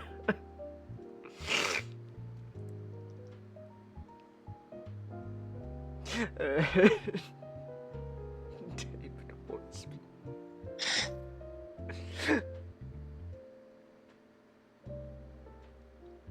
Dirge. Dirge? Okay. Alright. Fuck, I'm not gonna lie, I kinda wanna see Danny DeVito as Megatron. Danny DeVito's Megatron? Okay. But if I were to be serious... Ooh, Danny DeVito as Sentinel Prime. Ooh. Ooh, okay.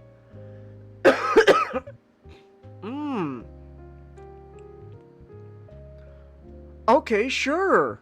Yeah. Or Gear. Oh, Gears. Gears is an Autobot who needs more love. Yes. Even if he doesn't want it.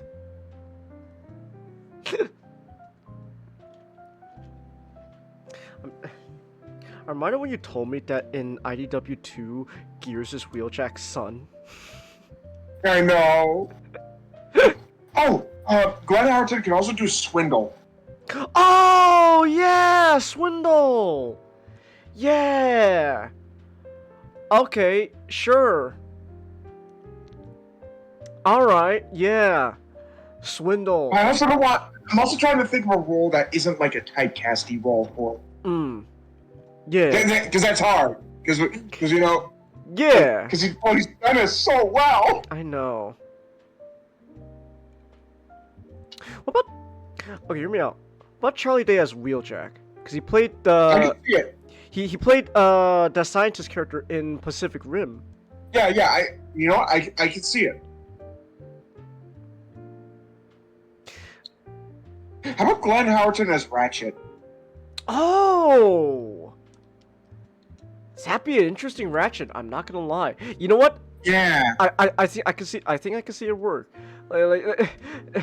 Cause like was it Ratchet's kind of got a chip on his shoulder. So but, okay. Yeah. Okay, yeah. Sure, Ratchet. Ooh, Glenn Howerton, long arm. Oh. Okay. But like he could do it either as, you know, yeah, genuine or hi. Hello.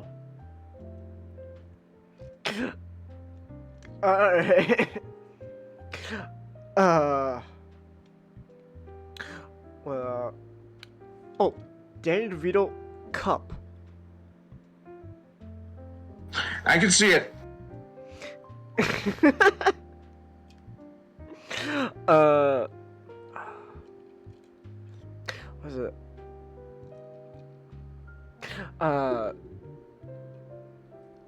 Yeah. I'm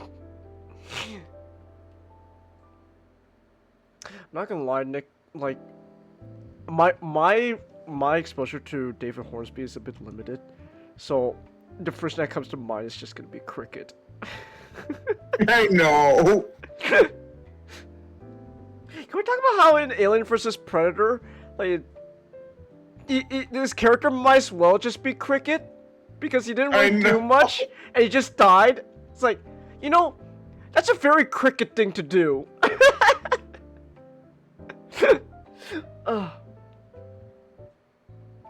Okay, Nick. Now, okay, Nick. Who, Transformers, who would be like the Cricket of Transformers, man? That their life just keeps getting worse. Comedy Starscream. Actually, you know what's a really funny choice? Waspinator. Oh! David Hornsby has Waspinator. Actually, Waspinator, like he doesn't even put on a voice. Like he just does Waspinator, and it's just cricket. That's all. I know. Hey, that's just comedy, Waspinator. Can we talk? So after season, she just gets progressively worse and worse. I'm reminded now that. Oh my God, Waspinator, what happened to you? You left me in a fire. Oh, you know what? I'm reminded now, Nick, that for Express, the first Decepticon to ever show up on screen is Waspinator. Well, actually, no, actually that's not true. I added Megatron, but the first Decepticon to show up that's like actually like in person is Waspinator. And he gets punched. Beat up. First thing that happens is he just gets punched in the face. No! It's great. I love Waspinator. I know, me too. He won the second Hall of Fame vote. I know. He has the endurance of either a 1 or a 10. No in between. No in between.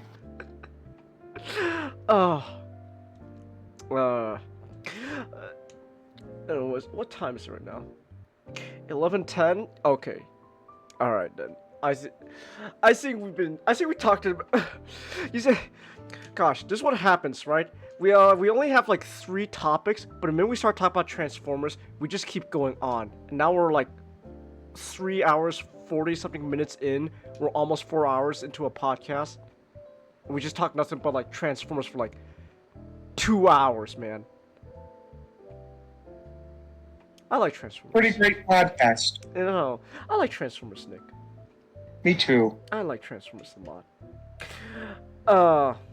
So anyways, I think with that said then, we'll probably be wrapping things up here. But I guess, real quick, just to sum up thoughts. G1 Transformers, the cartoon, I really like it. I really dig it. It's 80s schlock. Don't get me wrong. That cartoon is 80s cartoon schlock. But damn, it's some good schlock. I love it. Give me more of that shit. So, yeah. Sonic Sunday, Chelsea? Hope that's the plan, to do Sonic Sunday. That's the plan. So, woo. And so yeah. So yeah. Oh, that's right. That's right. I got the whole. Oh, now I just got reminded. I never showed you the schedule for next month, because starting next week it's gonna be in October, and Woo! we got some thoughts about that. Woo! So yeah. Talking about ghosts and shit. I know. Ghosts and shit, man. Woo! That should be like our album. That's just called Ghosts and Shit, man. Our first album, Ghosts and Shit. Woo! He's dead. When did he die? About 8 hours ago, when the party started. But he just said woo! No, he's... No, that's just the air escaping from his fat folds. Woo! Oh my goodness. Alright, so, that's it then. Gonna be calling it here. Sonic Sunday should be a thing tomorrow, if things go according to plan. As always, never know, things could change. So, with that said then, I'm gonna call it here. Go watch Transformers 1, please go watch Transformers 1. This is not, this is not a request anymore. You will go watch Transformers 1. You will do it. Do it before I what's the threat I can make? I'll shoot your parents. Kills me.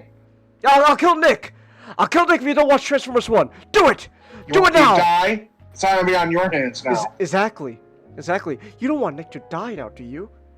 You don't want blood on your hands, do you? Go watch Transformers 1. Do it. Alright. I'll make sure my blood smells out. This is all everyone else's fault. Oh, exactly. Well, don't worry. It'll be like it's an acid blood, so it'll like be forever engraved in like the floor. And Oh shit. yeah. So yeah. I would say you want to like shoot in front of me. Right. True. Take a couple steps back. We don't know how far that acid's blasting. Yeah, I know. Man. Actually, you know what? One last tangent, real quick, before we call it. I'm gonna check it real quick. How will the Alien Romulus do in the box office? Doing really well. So far, $342.1 million. What was the budget? What was the budget, Alien Romulus? 80 million? Let's go. Very successful movie. Hell yeah. Very successful. Hell yeah. Let's go, Alien Romulus. Alright then. Oh, I guess also, one last reminder, convention fund goal. Just gonna bring that up one more time, just cause it's there. Alright, so, thanks everyone who came. Thanks everyone watching on replays. I actually need to use the restroom now.